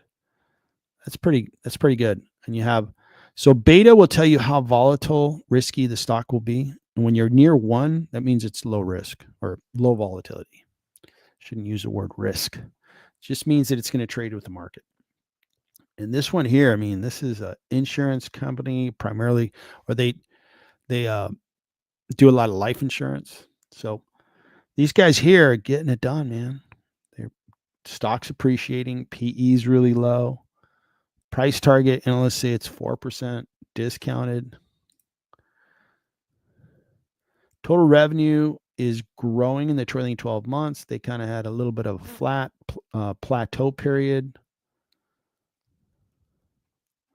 I'm not in MetLife. I have other insurance companies, but this one's looking good, man. Look at their cash flow. It's growing, 15 billion. Looks good. If you want a lower volatility investment, as mentioned, this is a good one. Pays a dividend. They're growing their dividend. So, see at 15 billion, slow growth. Yeah, this is a decent investment. I don't think it's going to double in value in the next 5 years, but it's going to return a nice rate of return for an investor that wants kind of like now I'm going to watch this one. It's a little bit like my example on LMT. It's aerospace and defense, so it's very steady. Met is also in that classification, which is really steady. So not a bad thing to have. I am getting a little scared that some of these like high flying tech companies, they're just priced so expensively, man. When we do have a pullback correction crash, it's going to be like 2022. It was a pretty tough year. I don't think anybody would argue that. And I think we're going to see that again. It has to happen. You can't have a market go up and up and up and up forever. It's going to have pullbacks. It's going to have corrections. So that's a good idea. Met. I'm going to watch it. I'm going to analyze it. It's a financial services company.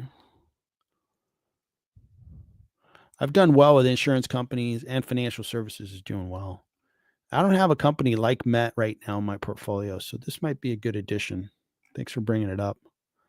I think you can value the company at 60 billion. I think you're getting at a discount if you look at this cash flows. And if you look at the earnings per share, I wonder why analysts are not as optimistic as I think they should be. I mean, you look at you have 13 analysts covering it, and they have a nice tight price target range from 99 to 80. So very predictable stock.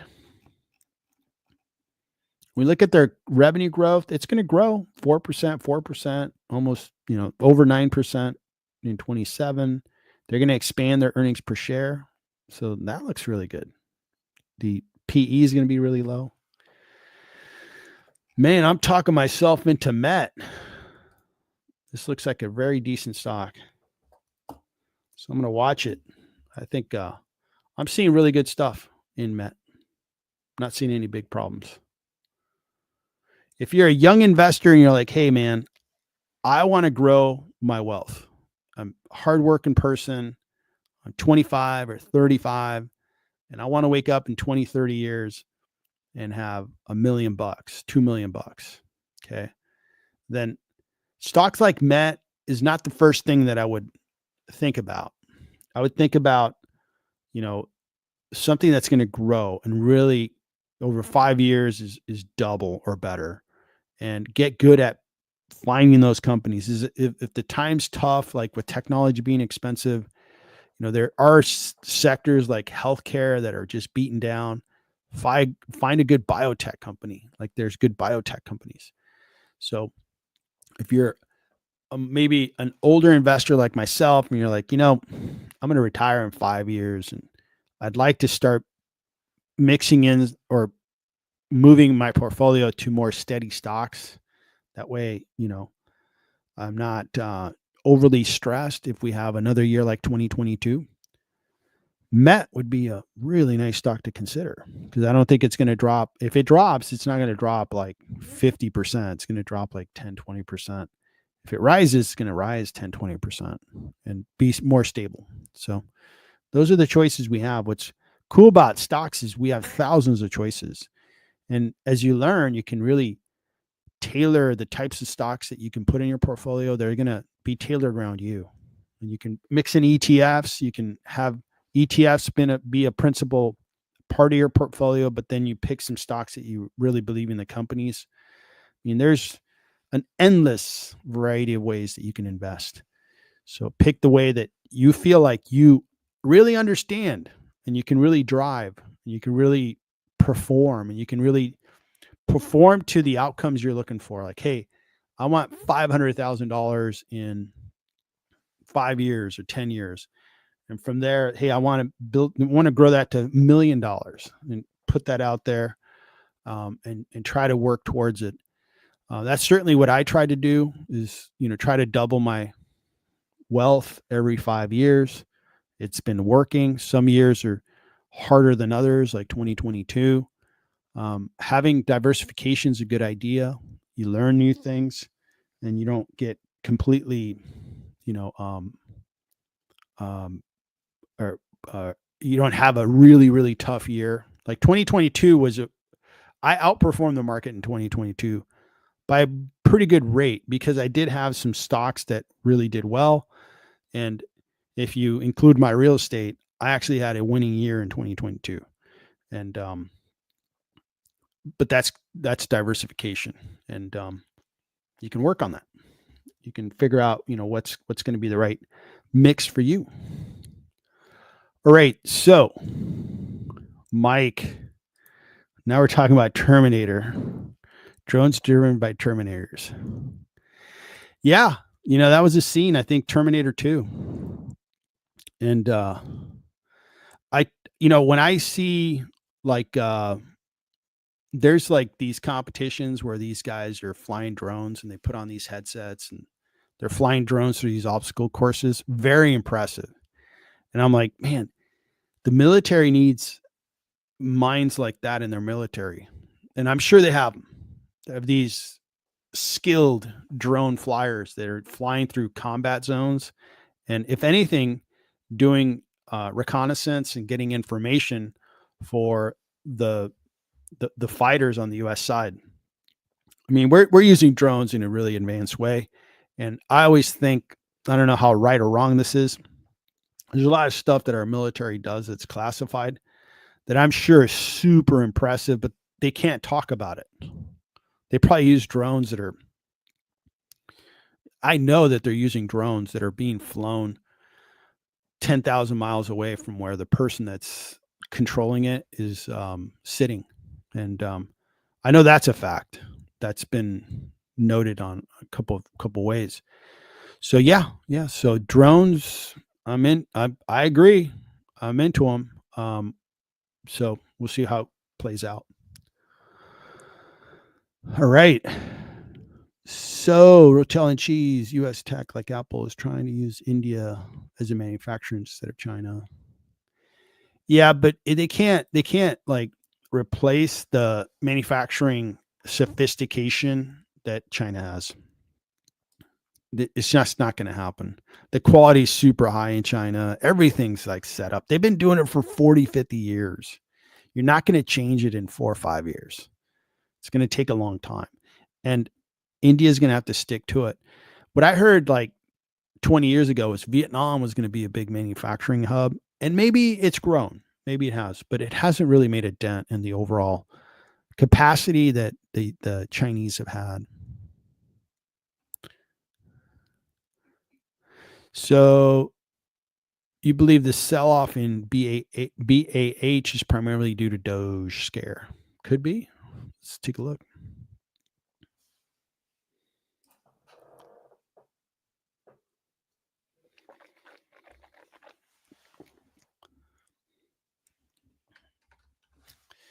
BAH. Yeah. I think it could be. Again, some of these stories, the market kind of runs with them, and it's interesting that, man, well, let's look at the data. Let's look at the evidence, which is the revenue, and the revenue look good. So that's what makes investing, a variety of skill sets to be a successful stock investor. And one of them is you need to be a good scientist, look at evidence, look at data, look at fundamentals, look at, how that models out. But then you have to look at, the qualitative situation, industry. Are there some forces that are coming into play that are going to hurt or help? That qualitative aspect is like more art. Like, okay, I have to know what pieces of information I need to bring into the decision-making process and which I need to leave out, because we have too much information nowadays. So totally, it could be a big scare that's a lot of to do with nothing, or it could be a big scare that has some real ramifications for BAH. But if you can figure out what's going to really be the end game and you figure it out before the market, you might have an opportunity to make some money. Could I check out? So Brian McLovin, wow, look at that. Dude, you've got your little picture on your name looks pretty cool. ADC. So Agree Realty Corporation down 1%, up 16%. This is Agree Realty Corporation is a publicly traded real estate investment trust that is rethinking retail through the acquisition and development of properties net leased to industry-leading omni-channel retail tenants. Okay. All right. So this is a REIT. So the REITs I value, and I think it's appropriate to value based on their funds from operations and matching it up to their dividends. This website doesn't do a great job at giving us that. See how the payout ratio is 167. That's based on net income, which isn't correct. So you match it against funds from operations, and maybe it'll be in the financials.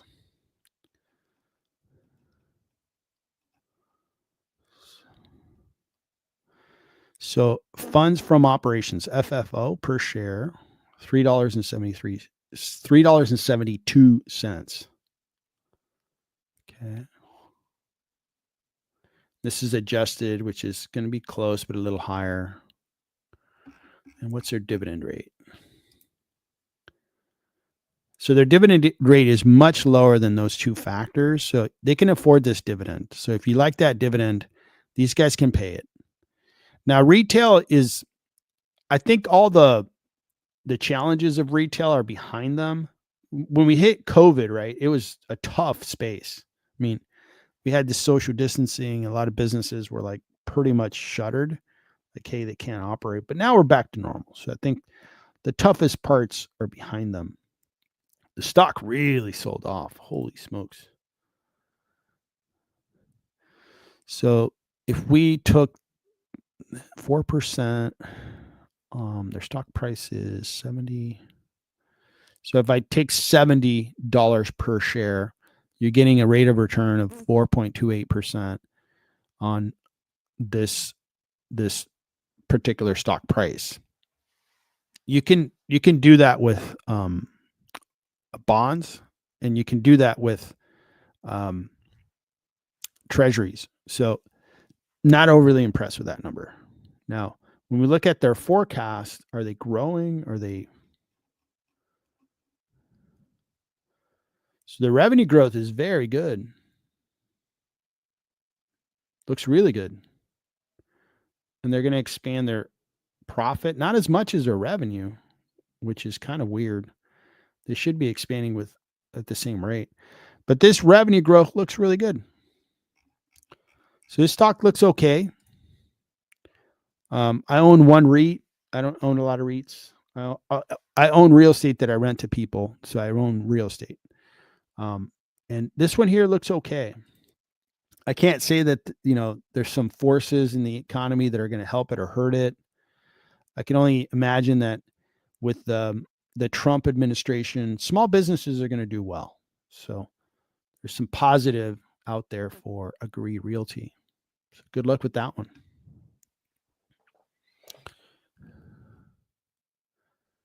So Nichix. So Pep is Pepsi, right? So I looked at Pepsi, I think about 2 weeks ago, and my recollection was I was actually a pass. I wouldn't buy it. I wouldn't own it. It's down 10%. It's a slow grower, right? I think did they announce recently? No, they couldn't have announced recently. But it came up on a live stream. Somebody wanted me to take a look at it. And obviously the revenue is not great. It's not growing. When we go to the quarterly, it's actually contracting just a tiny bit. Now we're dealing with a beverage company. They've been around forever. They also are a food company. They do snacks. Free cash flow is 6.2 billion. 8 billion is a high watermark. And I think previously I used 8 billion to kind of give them the benefit of the doubt. And this is a slow grower, right? So 8 billion. We're going to look at their debt, which is important. And the gross margin's pretty decent considering how big they are. And so 8 billion, let's keep that in our back of our minds. When we look at their balance sheet, they're carrying $45 billion of debt, $8 billion of cash. So it's going to be about a $37 billion decrement. This business, it has a very good brand. It's very well known. A lot of investors are comfortable with it. At $8 billion of cash flow, maybe I price it at $160 billion of cash flow, multiplying that 8 billion times 20. Then I have to decrement that debt, which was 37. So I'm at 160 minus 37. I'm down to 123, well below their market cap.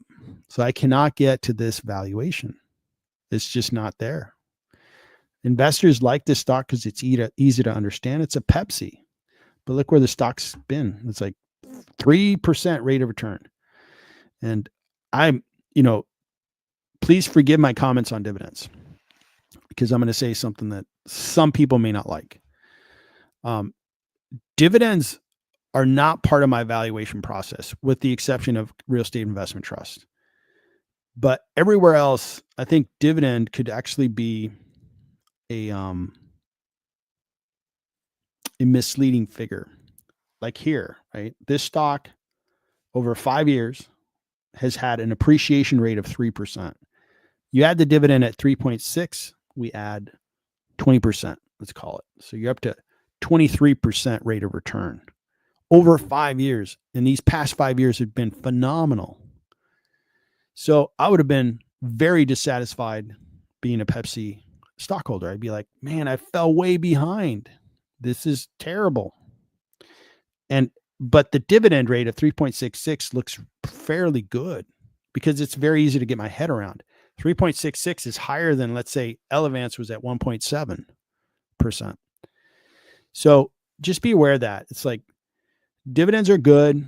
I know some people depend on the income. Totally get that. I would just say, look, let's find dividend stocks that are going to be even better. They're going to give you everything. They're going to let you eat your cake, have your cake and eat it too. Let's take a look at Kroger, which is similar. It's a staple. It did 106% appreciation. Very similar to Pepsi in industry or sector. They pay a 2% dividend. Okay. This is what I would want. Like if I'm going to have a dividend, that's fine. But then I've got a great rate of return. Or let's look for a promising company. I think Pfizer's going to do well.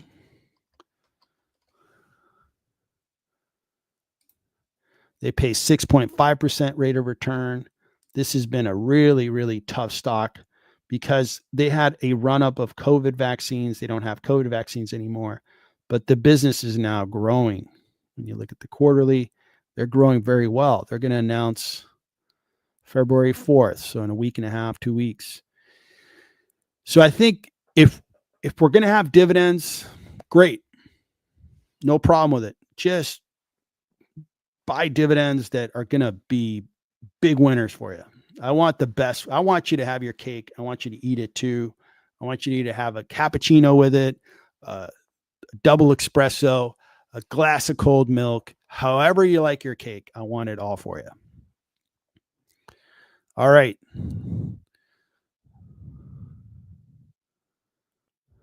How about Onto Innovation stock?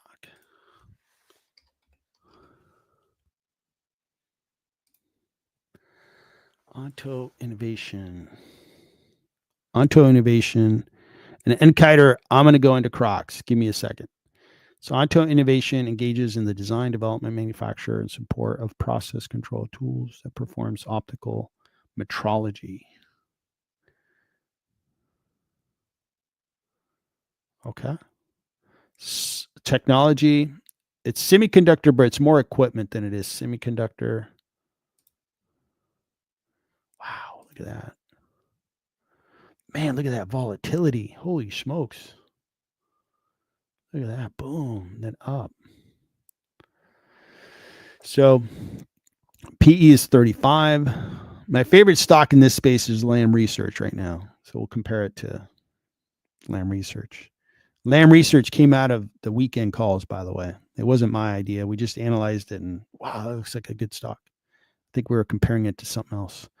All right. So Onto is growing. That looks good. It did have a contraction period in 23. Quarterly wise, it's really nicely grown, 21%. Looks good. Looks good in the quarterly. All right. It's a little bit small. What's their market cap? Okay. Small market cap. No problem. And let's take a look at free cash flow. 221 looks good. And they've grown it over time. Looks good. Gross margin 52. Okay. So they're growing. Not the best gross margins ever, but that's all right. So this business is worth, let's take a look at the balance sheet. Could be worth, 4 billion, 5 billion.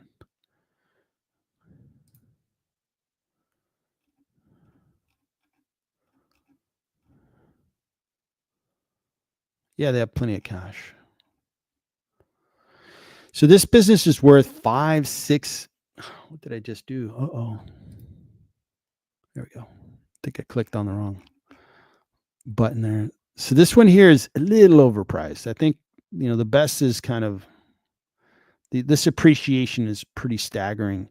And these guys, it's not like, it's expecting that these guys are going to keep growing at a faster rate. They are growing, but at 20%, they're not going to grow their earnings per share or their cash flow anywhere near what it would have to be in order to be valued at this amount, in my opinion.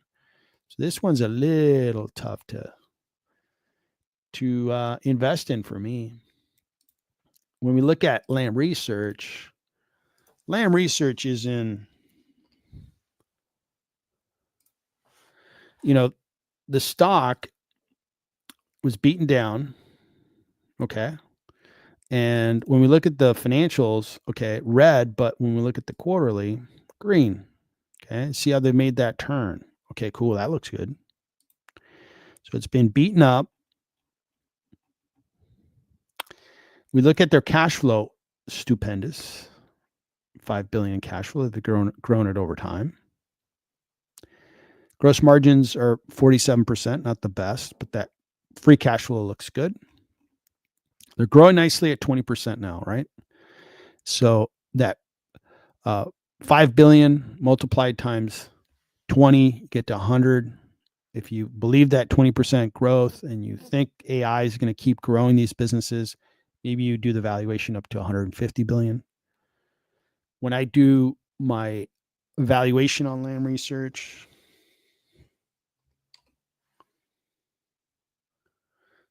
I have a 40% discount because the cash flows are worth a lot and they have more cash than debt, which is good. And when we look at the performance of Lam Research,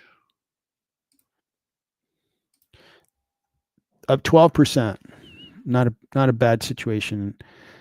Timing is sometimes timing works out well. But when you see a stock like this, right, the market was willing to pay $100 a share. No problem. No questions asked. Now the stocks are growing. Okay, that looks really good. Cash flow looks awesome. Great. So it was just a lot of green flags. So I started buying into this. My only complaint is the darn thing's going up too fast. But if that's my biggest complaint, I am doing just fine. So I don't like Onto. I do like Lam Research. I'm buying into it. Crocs. Let's put on some Crocs.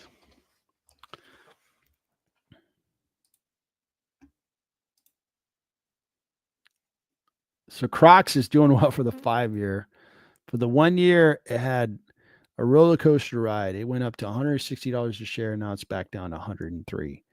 This is a consumer discretionary stock. They do shoes, and they have lifestyle footwear, accessories, and so forth. They also acquired Hey Dude, which is a new brand. They were growing really well. $6 billion stock, so it's a small cap, big revenue. PE. Price target's 40% higher. Wow. So the company is having a tough time growing. If you look at the quarterly, it's having a tough time. Might be that a lot of people bought their Crocs to be comfortable at home during the COVID days, and they're like, all right, that's enough. And they're having a little bit of tough time growing. But so is Nike. Nike's having a tough time growing. So maybe these 2 years when people had all that stimulus money and they had money to burn, they bought themselves all kinds of nice footwear and apparel, and now they don't need to buy as much, right? They're like, whatever. I got a nice pair of Crocs. I got 2 pair. I don't need a third pair. Maybe that's what's going on. So growth is really stalled. Cash flow looks good. Margins look good. This business always looks good. Every time I look at it, it looks good. So here's where I can't, I just don't get the Crocs business. I've never owned a pair of Crocs. I know lots of people that have owned them. Kids love Crocs. People love Crocs. I don't get it. So if I don't get it, I don't understand it, I don't buy it. And but the fundamentals behind this business look good. And it's had a pullback.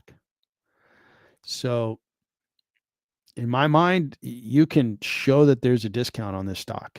If you like the business and you believe in the business, the fundamentals are going to show you a discount. I don't like the business. I don't believe in the business, so I shouldn't invest. That's me. That's a me problem. That's not a market problem. I think a lot of people like Crocs. They have a little bit of debt, not too bad. I don't think that's a problem. No, not a problem at all. So fundamentals look good in Kiter. If you think, hey, Crocs are cool, Crocs, a lot of people love them. You like the business. I mean, you're getting it at a PE of 8. Analysts think it's really well valued. Let's take a look at what they project as their growth. So 14 analysts cover it. The worst case scenario is $110, which is higher than its current stock price. When we look at their growth, they're expected to grow a little bit, single digit, but I think Crocs will take it. If they can grow this amount, that'd be good growth. And they're not going to expand their earnings per share a whole lot. Their PE is going to be really low. Man, the fundamentals look good. If you gave me these fundamentals with a semiconductor company, I would buy it immediately. If you gave me these fundamentals with a software company, I'd buy it immediately. It's just, I'm like, I own Nike. I'm down like 10% on Nike. And it's because of the Nike brand. I'm buying into it. I think eventually it's going to rise. It's going to go back to its long-term trend. And I'll be glad that I bought Nike. But good luck with Crocs. Fundamentally, it looks beautiful. Okay. So I agree with you. I don't understand why it's so cheap. But maybe the way that I think of Crocs, and you have multiple Crocs, right?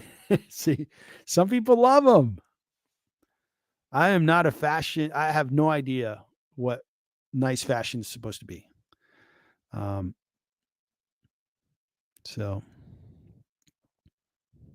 So thoughts on Palantir? It's overpriced, but it's a stock that's just cranking, man. Who cares what I think? I think it's overpriced. If you're going to ask me to use logic, I can, but Palantir's just been cranking. So thanks for attending, Alex. Rotel and Cheese, ESTC, is an interesting company. So let me park for a little bit, and I need to. We've been going for 2 hours. Awesome. If you guys can hang on for a little bit, I'm going to take a break, and I'm going to check in with my wife, make sure everything's good, and then I'm going to be back. So, and I'm going to say I'm going to be back in 15 minutes, and then we'll get going again.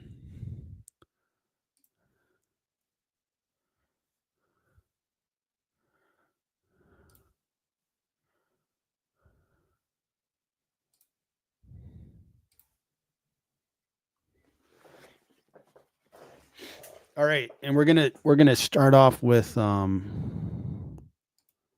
was the stock? I think it was. And Brian, it looks like I may have skipped yours. Sorry. So hold on a second. So Palantir, Rotel and Cheese. You wanted to look at ESTC. So that's what we'll pick up with. All right, guys. I'll see you in 15 minutes. Hang tight.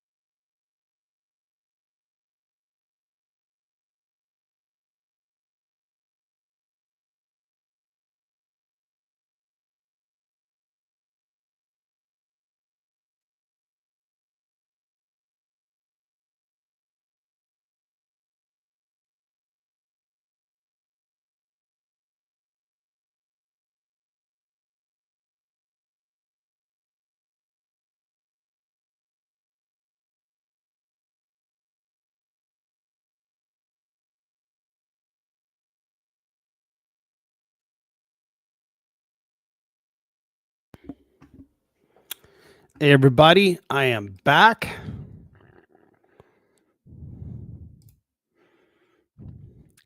We're going to get started on ESTC in a moment.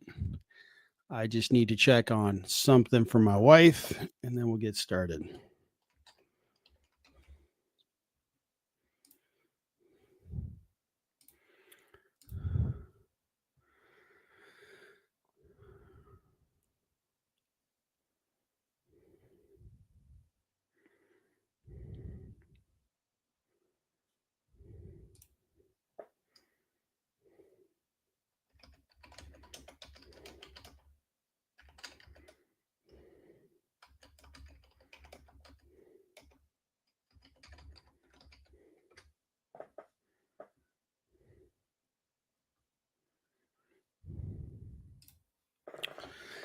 All right, so we're going to pick up where we left off and we're going to look at Elastic NV.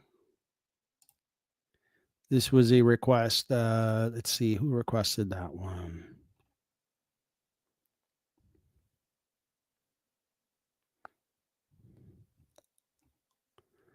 Looks like Rotel and Cheese. All right. So Elastic NV is a search artificial intelligence company, delivers hosted and managed solutions designed to run in hybrid, public, or private clouds and multi-cloud environments in the US and internationally.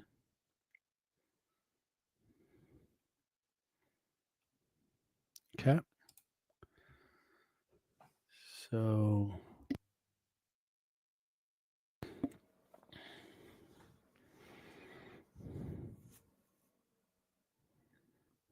okay. So they do infrastructure around AI.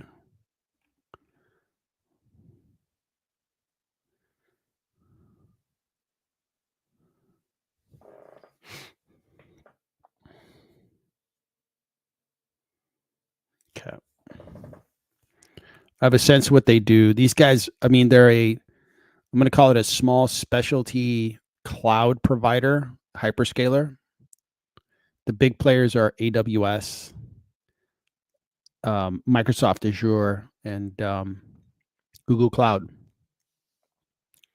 So looking at Elastic, let's take a look at their evaluation. All right. They've been kind of priced down over the last year. Okay. I'm going to say they're discounted. They are growing nicely at 18%. Okay. That's consistent. They're a $1.3 billion company. I forgot to notice where they're like Netherlands. Okay. Interesting. Yeah. There's a pretty strong tech industry in the Netherlands. I know that a number of companies operate out of there. Okay, so growth looks good. And free cash flow has been growing, looks good, 200 million. Gross margins look great.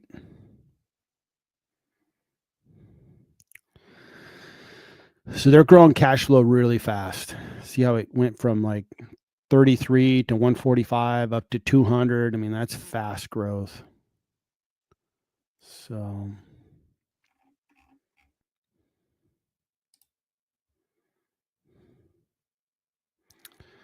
this one here, I mean, it looks fairly priced. It could be discounted by a little bit, maybe a little bit of premium. If this company's legit and they're really growing their products, it's not a bad stock. They have had a pretty good pullback.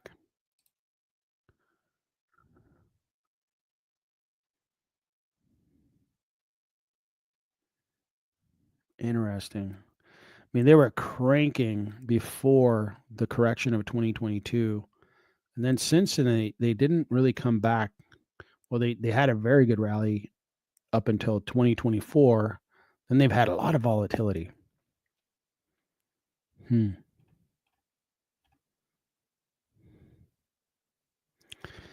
So it looks like some kind of investigation. Interesting. Okay. mean, this looks interesting. It's a hyperscaler. That's good. So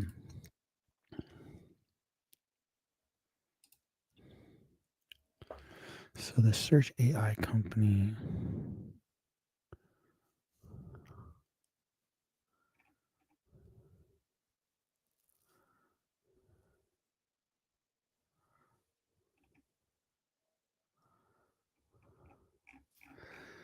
Looks interesting.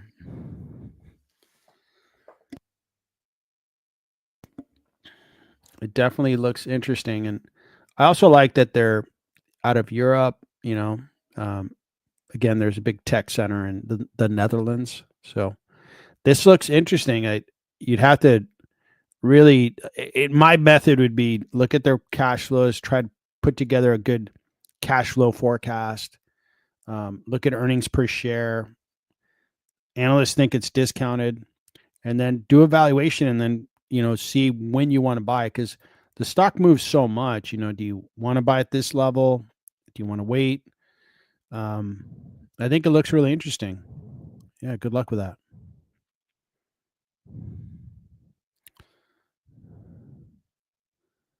So, Brian, how you doing, man? So we got SN SNA. Is that? I'm not sure what that is. We'll take a look at it in a bit. Let me just go through the comments. So Carlos, you're buying all the Nike dips. Nike's going to report, this quarter. We'll see how their recovery plan is coming along. I think that stock could move if they start showing that, hey, they're going to start to grow. If I have a flight tonight, don't miss it. Yeah, how many hours am I from my flight? 6 hours, so we're good. I still have to pack though. I can pack in 15 to 30 minutes, but I'll have to take a break to pack. PII. Okay, we'll take a look at PII.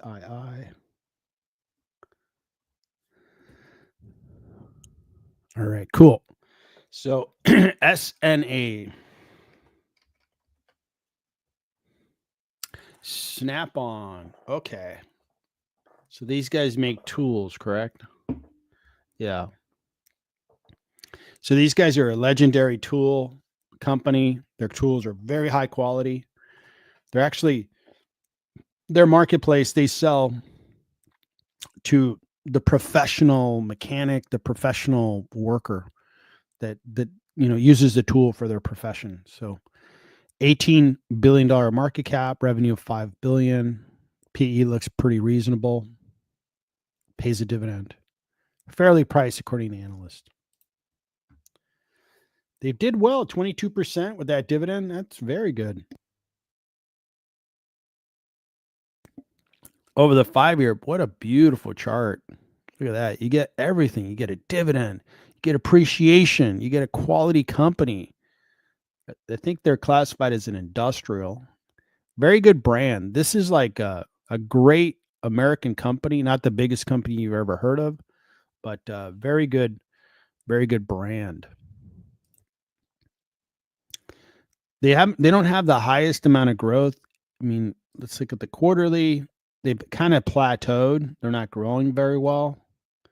And if we look at their earnings, are going to be announced in 2 weeks, and we'll see what they have to say then. But the growth is a little concerning. What's the stock been doing over the last year? So it's kind of plateaued as well, right? Revenue isn't doing much, so the stock isn't doing very much over the last month or so. It's 2%. It's not bad for the year, up 3%. So really, it plateaued. It started to plateau in November. For the last 3 months, hasn't really done anything. I think that revenue needs to start growing. If the revenue can grow, the stock's going to keep going up. If the revenue doesn't grow, I don't know. I'd be careful. I don't think it's a good time to jump in on this one for me. Free cash flow looks good, 1.1 billion, and gross margins of 52%. So when we look at, Yeah, I mean, you can get near this valuation. It's a matter of, are you confident in the business or not? If they don't have revenue growth, I'm like, whoa, what's going on? Because I know Snap-on, their tools are very good, but they're expensive. And if we hit any kind of like bad economy, mechanics will kind of do without, or they'll use old tools, or they'll go buy a less expensive brand because times are tough. They have a good balance sheet. They have just as much cash as they do debt. So that looks good. So this one here is not perfectly set up. It's plateaued because it stopped growing. So they got to start growing in order for the stock price to start moving. So we got to wait and see what their earnings have to say, maybe 1 or 2 earnings releases, and then we know if they're growing or not. If they don't grow, the stock's probably going to go down. If they start growing, the stock may continue to rise. So that's Snap-on. I haven't looked at I don't think I've ever looked at Snap-on, but I've known of the company for a long time.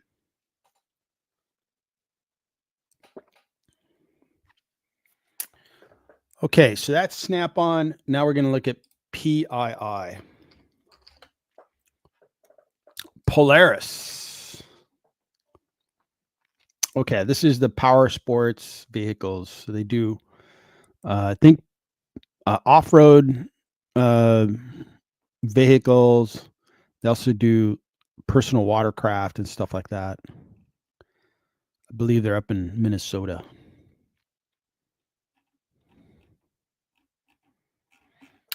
Okay. So Polaris is a $3 billion market cap company, 7.8 billion in revenue.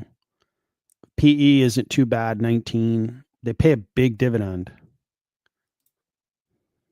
They've been selling off, which probably explains that dividend. If the stock price keeps dropping and they hold the dividend steady, it creates that really big yield.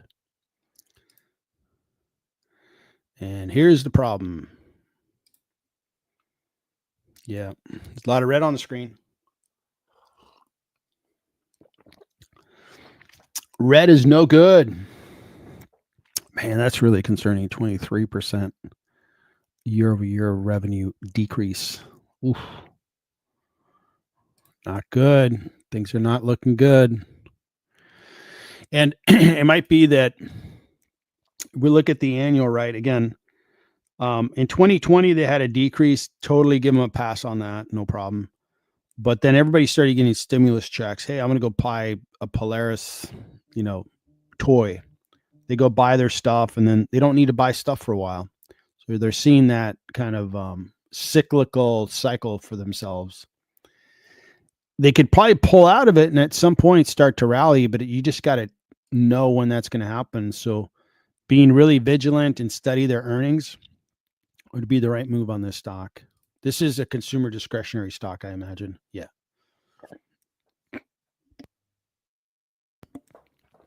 Interesting stock. I think the recreational vehicle market coming out of COVID was just on fire because people wanted to go outside. They didn't want to be inside. So they wanted to get on recreational vehicles, RVs, and all that stuff. They just boomed, and it created actually some inflation within that category. So interesting stock. We'll see how it goes. All right. So I think I'm all caught up, everybody. Let's take a look at the market, see what's going on. What's going on, stock market? Show us some good stuff. It's kind of like where I left it. And what's been weird is Google hasn't been able to load data from Meta. I don't know if they're mad at them or haven't been able to get any data on Meta. Weird. So the Dow is kind of working today. All right, go Dow. Let me take a look at, I'm going to look at my portfolio in a screen that you guys can't see and see what's working for me. So for me, it looks like Union Pacific is up nicely, 4.65%.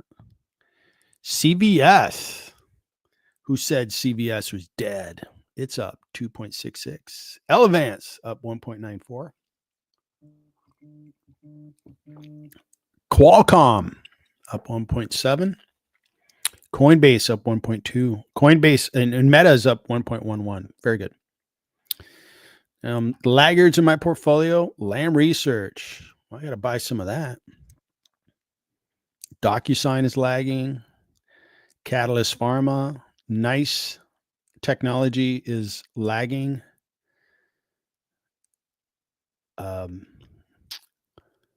Upwork is lagging. PayPal's lagging. Okay. Interesting. All right. So I'm gonna have to buy some shares here, guys. All right. So let me try to create a dual screen situation here for myself.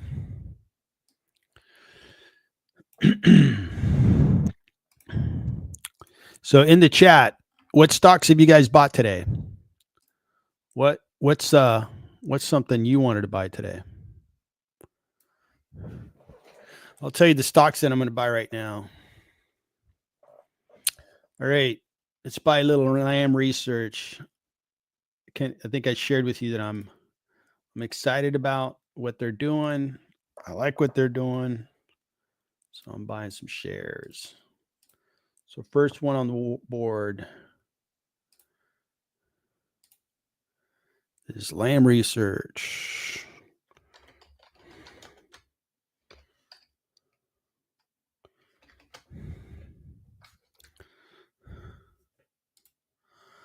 All right. So that's numero uno. Next one up is I'm building up on this software company, Nice. A lot of good things about it. I'm going to buy some more shares. This is a small cap, kind of unknown. So I'm going to buy some shares in that.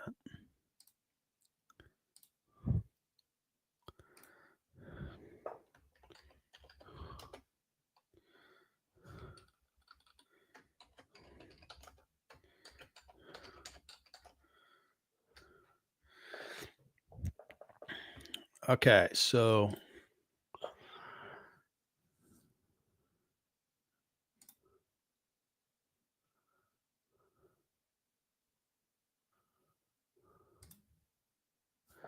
Zscaler. We talked about security. I'm going to buy some Zscaler.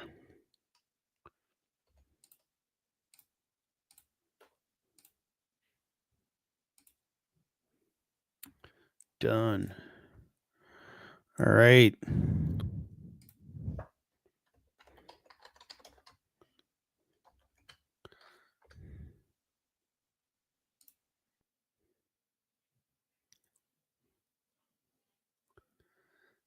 Neil. Okay, grab cash hoards.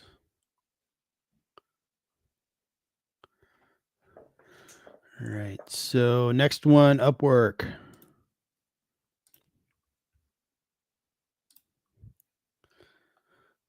So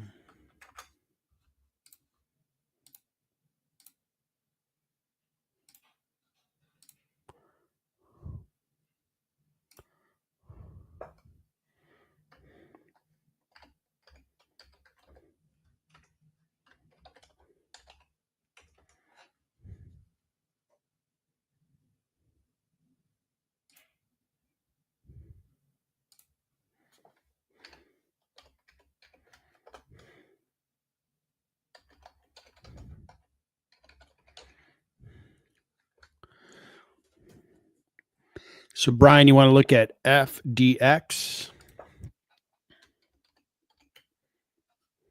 Federal Express. Glad to look at it. That's a good one to look at. Rotellant cheese. You got my back on LRCX. I tend to agree with you, buddy. I'm good so far this year. So, Brian, hang tight. I'm going to finish my trades and then I'm going to come back to you. Should only be like 5 minutes. All right. So let's buy some Chubb.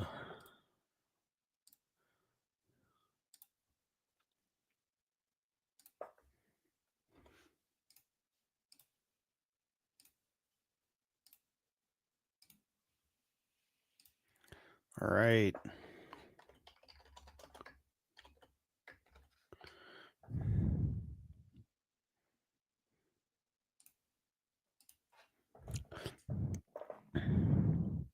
Microsoft. Oh yeah. Let's do some Microsoft.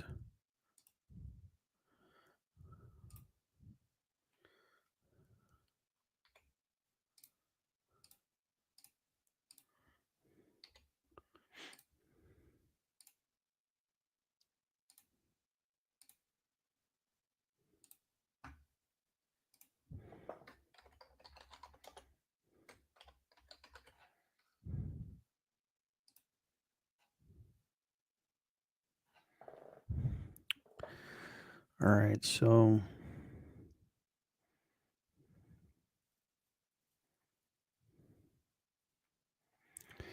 Amazon, I think it's fairly priced.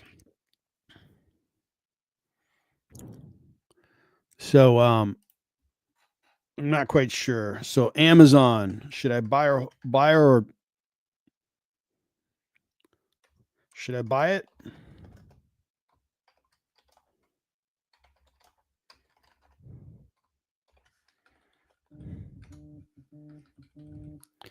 Let me know what you think. Would you buy Amazon today? Or I'm right there on the fence because I've accumulated a good amount of it. Not as much as like Google Alphabet or Meta. Microsoft is an automatic buy, but Amazon, I'm beginning to feel like I got to pump the brakes a little bit. But what would you guys do? So LMT, got to buy some LMT. Got to buy some drone technology. Get our armed services the best equipment they need. Done. So LMT. Okay, good. And I'm going to buy some of that Chinese ETF.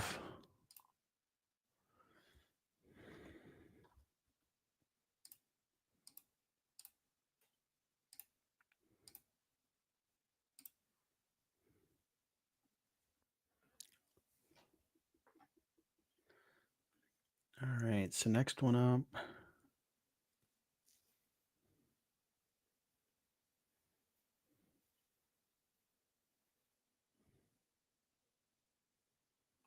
All right, that's good for now.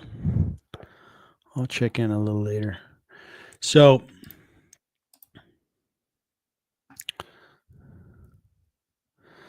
we're telling Cheese you prefer Microsoft over Amazon right now. Okay. Very good. So earlier today, my portfolio was down maybe about $5,000. Now I'm up. I'm up $5,400. Very good. Having a really good month. Awesome. Let's keep it going.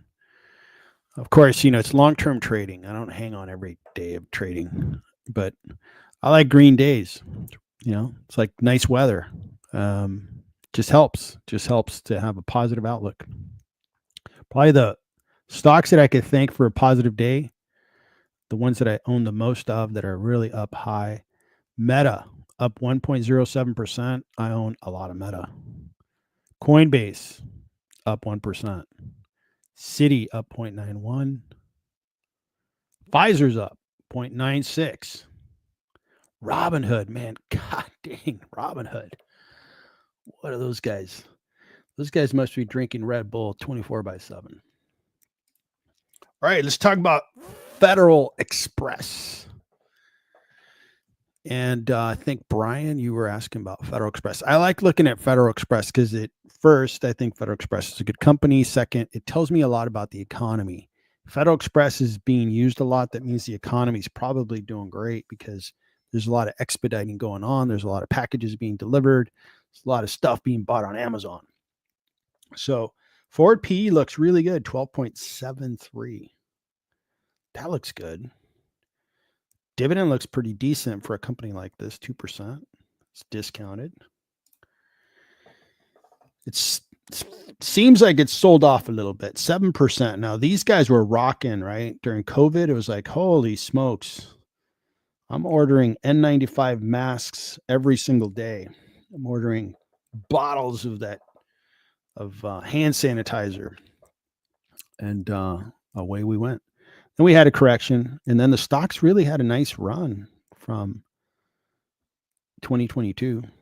Okay, cool. Past year, not too bad. Okay, so that's FedEx. Now, I have seen that these guys have plateaued, UPS and FedEx. They can't match the revenue they were doing. And I think there's some forces that are acting against FedEx and UPS. One of them being that Amazon's doing a lot of their own shipping. And Rotel and Cheese, I'm going to compare to FedEx and UPS. You got it, because those are the two peer companies that you want to look at. So Amazon's doing a lot of their deliveries, right? And the other force that's happening is Amazon strategically, instead of having like a big distribution center and like, hey, everything gets shipped out of this one location or two locations in the United States, they ended up with like 12 or some higher number. What that means is they put like a distribution center near very metropolitan areas, so that way they can do deliveries faster, which means that it's going to erode the revenue that they have to pay FedEx, UPS potentially, and of course their own trucks. So I think that investment by Amazon, I'm sure, is coming into the picture here. And Amazon's a trend setter, right? Other businesses, let's call it Walmart or whomever else, is probably going to mirror that strategy, because it makes a lot of sense, right? You can deliver quicker. Your customer gets accustomed to ordering on your website. All those things really make sense to overall. So how can FedEx begin to grow? That is the question. They're flat right now. When are they going to announce their earnings? March 20th. So it's going to be a little while before we hear from them. Now, both UPS and FedEx are not incredibly profitable. It's a logistics business, right? It costs money. Now, these guys have been kind of up and down a little bit on free cash flow. 21 was 4.2 billion, then 3 billion, 2.6, 3.1, now 2.6. And their gross margin, again, they're not going to be incredibly profitable because it's expensive. You got to hire a lot of people. You got to operate trucks, pay for diesel or gasoline, and so forth. Okay, so the average, I'm going to say, is around 3 billion in cash flow. And this business is not growing. It's very hard to get to $64 billion of value because they're just not growing. I could probably get to 45 billion. And I talked about strategically, like, are these guys going to be able to grow like they did in the past? Maybe, but they got to get really smart and creative and innovate, because Amazon is continuing to build out their logistics capabilities and shorten the time of delivering a product from it being on the shelf and to the customer's doorstep. So this one here is just, it's priced too high. And UPS as well. UPS is even worse from my recollection. When I was, I think I was 18 or 19. I worked at UPS for a Christmas season, and I have so much respect for that company. It was really well run. I think ex-military work at UPS, and just the camaraderie, the work ethic, the really good process, all that stuff was like just really, really cool. And what I worked for that season, they offered me more permanent employment, but I was in school. So I was like, yeah, sorry guys, but I just wanted to work for the Christmas holiday, make a few bucks, and went back to school. But I've always had a kind of like soft spot in my heart for these guys because they gave me that gig. Now these guys are at 15%, 15 PE, excuse me. They're discounted according to their earnings per share. But let's take a look. So what UPS is dealing with, FedEx is dealing with, no growth. Free cash, no bueno. They got up to 10 billion, but then it's dropped to 4.3 billion. So let's call it 5 billion. And their gross margins are about the same as FedEx. So the best that I could do here is 75 billion, and they're at 113. So neither UPS or FedEx are stocks that I want to own. I think both companies are excellent. I have mad respect for UPS, but it's just not a desirable business to me. Margins aren't there, and they're under some duress from the big player Amazon, who's continuing to innovate. And they just, their relentless pursuit or their obsession on the customer is, they want it so that, I go on Amazon right now and I can have the product in 2 hours. It's like, that's insane. You have the catalog of Amazon. Well, if they're going to get there, they're going to have to build out their network. So I think that really squeezes FedEx and UPS. I've analyzed both of them. Again, it tells me a lot about what's the economy doing. So I like looking at logistics companies, but I don't have, the only logistics company I invested in recently was Zim, and I made money, ocean freight. But I don't have any other logistics company. The closest I have is Uber. And that's my view on UPS and FedEx. Yep. So thanks for asking. It's an interesting stock. Naturally, we should look at those logistics companies. Tell us about the economy. N. Kiter. Let's talk about JKHY.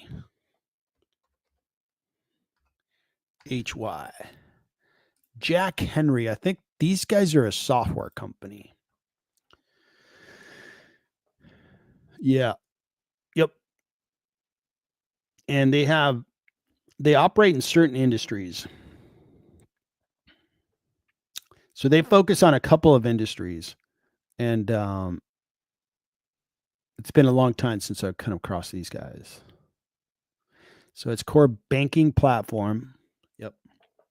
So they're in banking, digital products, and so forth. So it's a software company. 12.7 billion. Now these guys are, I've known of Jack Henry for like 20 years and they've been a player, but they haven't grown. And they only serve a couple industries. And I think that's kind of risky because if somebody comes in, they can disrupt them. Or what if those industries don't do well? In this case here, I'm not sure how the industries are doing. Market cap at 12.7 billion, revenue 2.25 billion, forward P 30. It's a little bit high. Okay. They have good stable growth, single digit, 6%, not bad.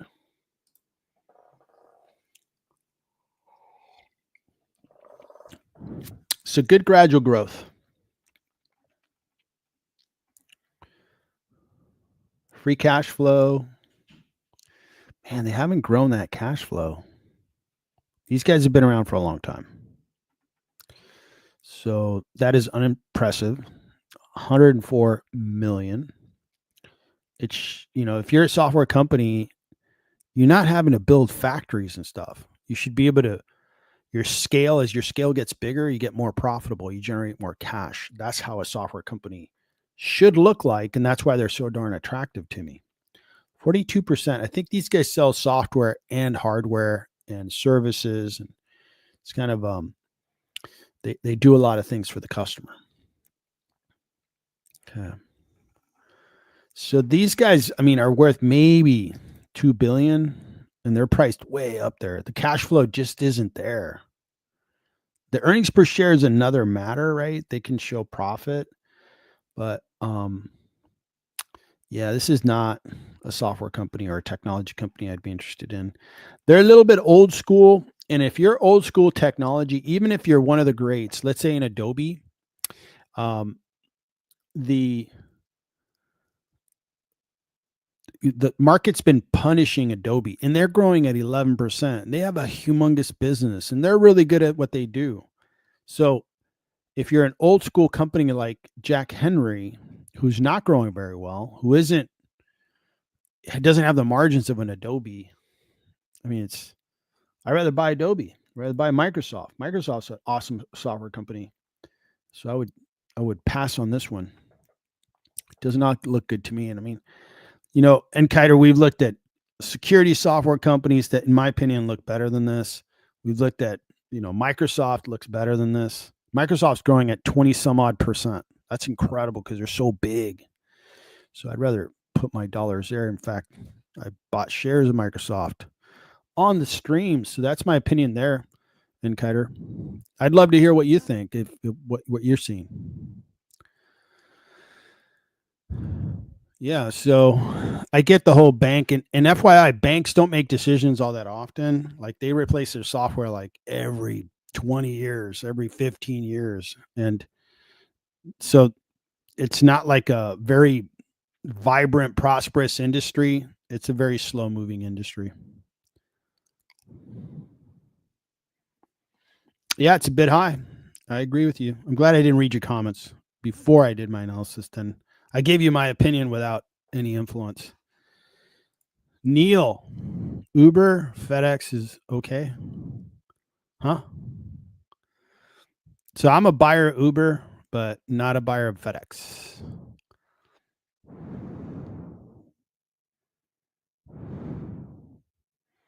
So you think FedEx and Microsoft are election plays?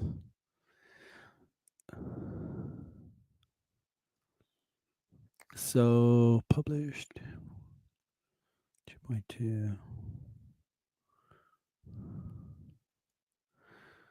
Yeah, glad you asked about that one, Kiter. All right, I think I'm caught up. All right, so what stocks have you guys bought today? That'd be interesting to hear. Oh, wait, I didn't hear about Nancy Pelosi. 1 second. What's their dirt on Nancy Pelosi? Ended up buying Tempest AI. I saw that.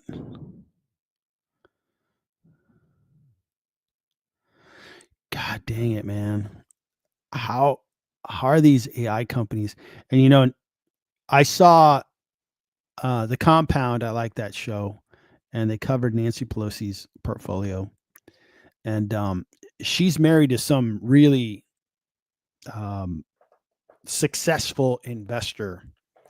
So I believe she has that type of support behind her. But she's been killing it.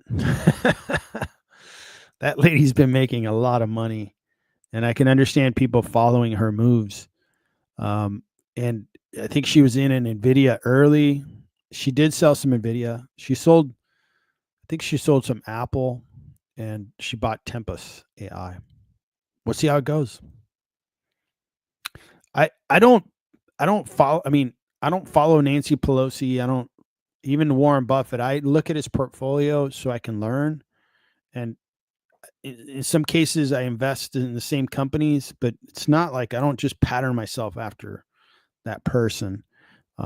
Nancy Pelosi, she gets to see a lot of insightful information on companies or what's going to happen in an industry, maybe which company is going to get approval on a particular matter. And most definitely that's a big advantage. So anyway. Nice. So Mike, you're into nice, huh? Cool. Nice. Going into Amazon.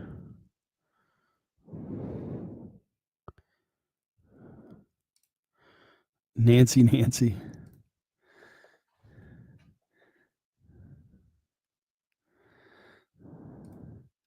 So mostly buying picks and shovels of the AI story. Yeah. Well, that's been working, man.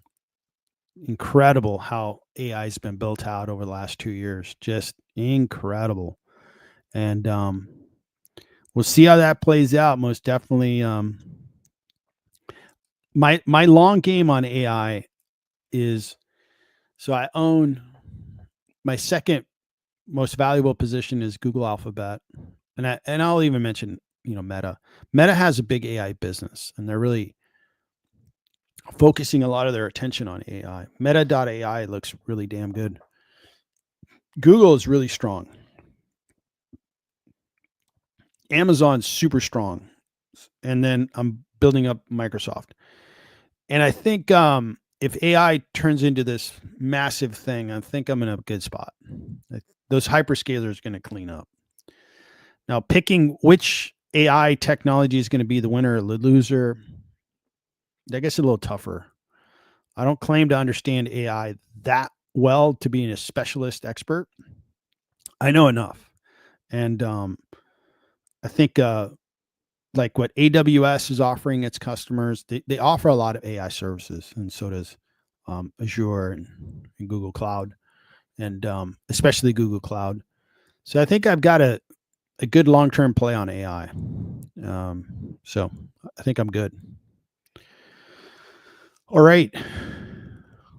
Back to looking at which stocks to buy.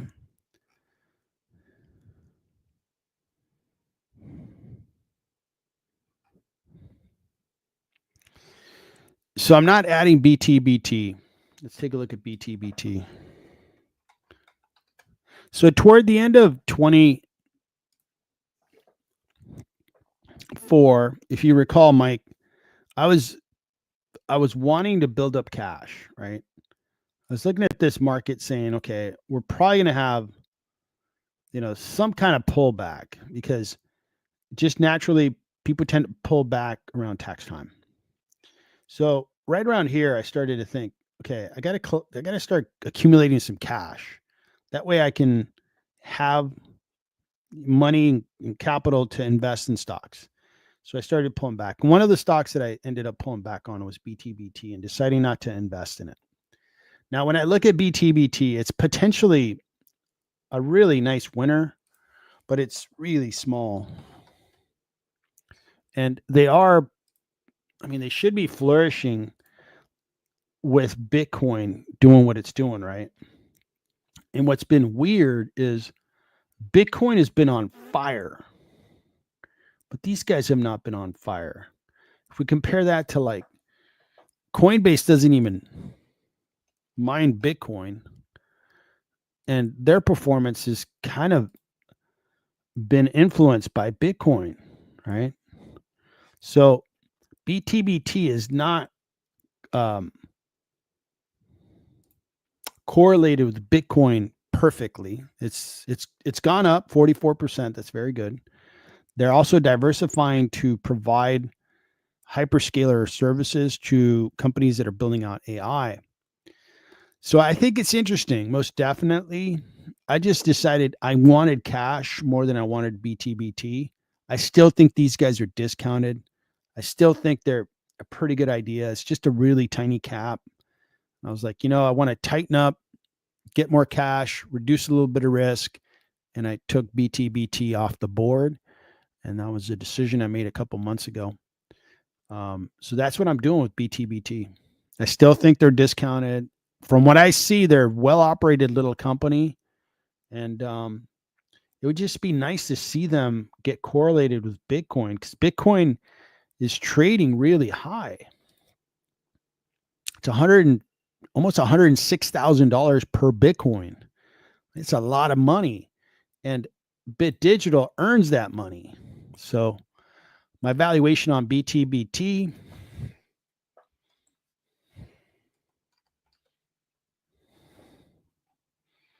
nice discount on BTBT. I'm just a little chicken right now on tiny caps. I have Coinbase. I own $140,000 of Bitcoin. I own Ethereum. It's been doing great. And I just brought back a little bit of risk, toned it down a little bit on the crypto portfolio, and created some cash. So, and I hope it explodes, and I hope your stock just makes you a bunch of money.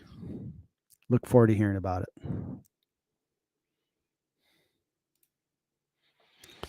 All right, good stuff. So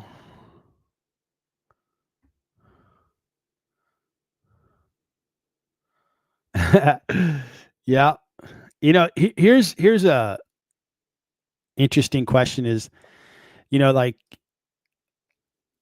I like having my capital invested, right? And at certain points, you got to pull some of the capital out. And sometimes it's like, okay, I want to invest in a real estate asset, or like I bought my wife a new car at the beginning of November.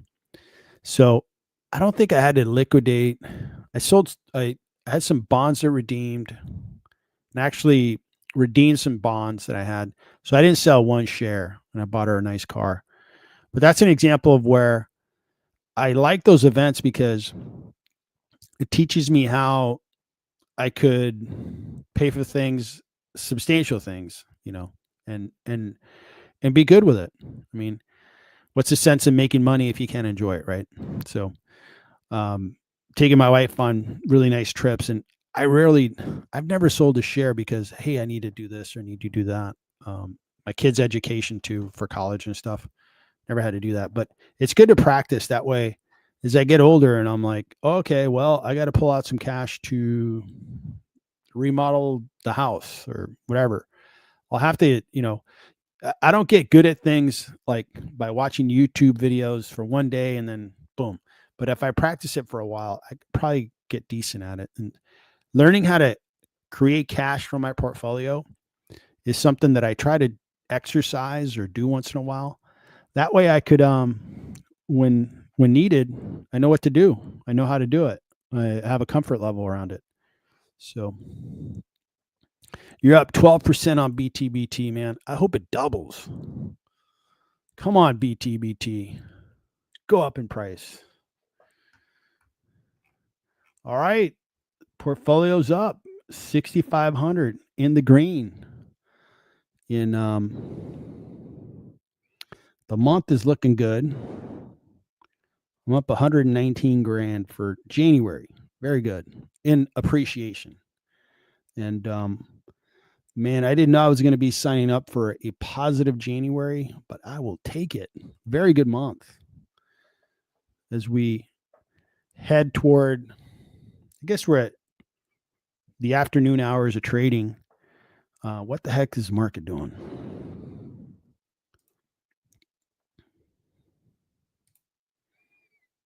So the Nasdaq's almost to an even point. The Russell in the green, S&P in the green, Dow in the green, solid in the green. Nice.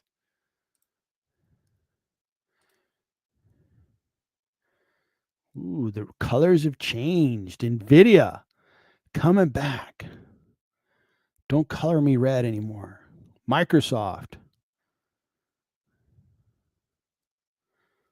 Apple is down a little bit. Man, Apple is in correction territory. How low is Apple going to get? That's the next question for everybody. How low is Apple stock going? Come on, guys. Give me your best opinion, guess, projection. You tell me.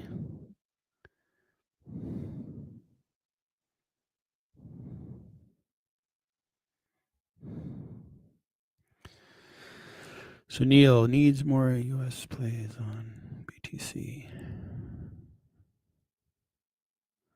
Okay, cool. So back to the heat map. Financial services. Woohoo. Looking green. Consumer discretionary looks okay. Looks like Meta having a good day. Netflix, good day. Disney, good day.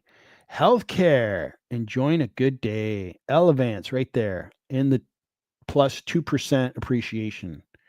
And United Healthcare had a tough earnings call. I think their stock sold off. It brought Elevance down, and I bought shares. This is a good move. So it's good to see green in healthcare. This industry, okay, has been very good to me for 30 years. It's just kind of a lot, really solid industry, especially pharmaceutical companies. buying them at the right time have been just really good payouts. Energy was doing better earlier. Industrials, look at that. Man, GE. Wow. That is looking good. RTX, so that RTX is Raytheon, and LMT is down a little bit still. All right, cool.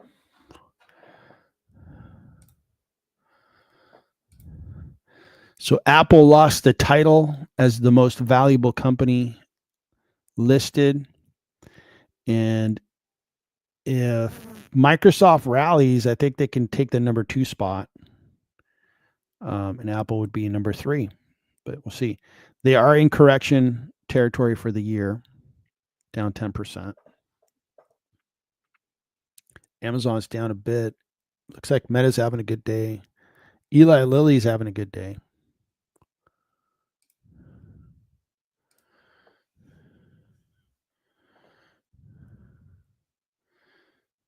And sectors, all right. Utilities, healthcare, industrials, communication services. All right, cool. All right, so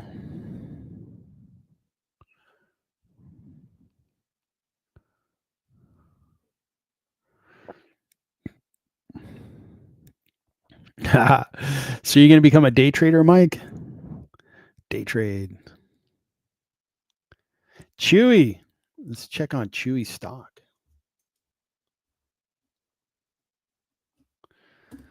And we said PPL. Is that a symbol in Kite or PPL? U. Oh, let's take a look at U. Since I'm going to the airport later, U is related to airports.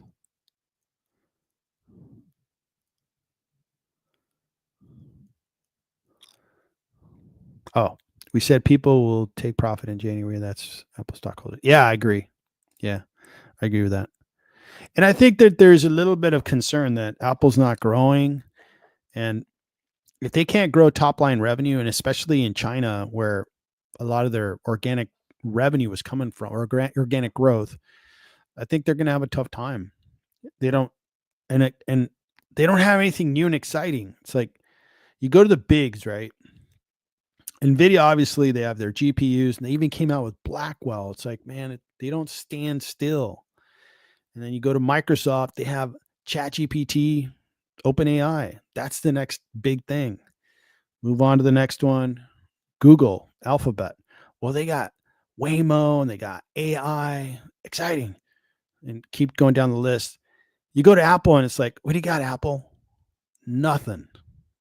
The best they can do is commercials on creating emojis with AI. It's like, guys, that's what you're left with. Nothing like, make your head explode kind of awesome.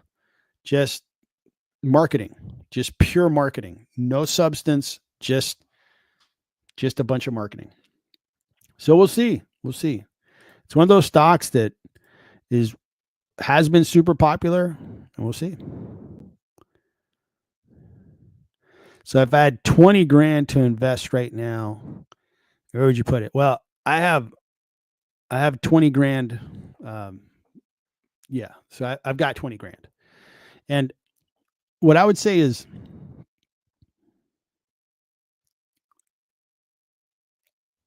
I would invest my time in making sure that I have a good plan around the stocks that I want to buy. I did my homework. And then I would dollar cost average into stocks that I don't own that I want to own. In this case here, I'm buying into Microsoft. I think that's going to be a winner. I'm buying into Upwork, PayPal. Now, the thing that shouldn't be misunderstood is there's some positions that I don't buy, like Meta. I don't buy because it's the biggest position in my portfolio, but it's still discounted.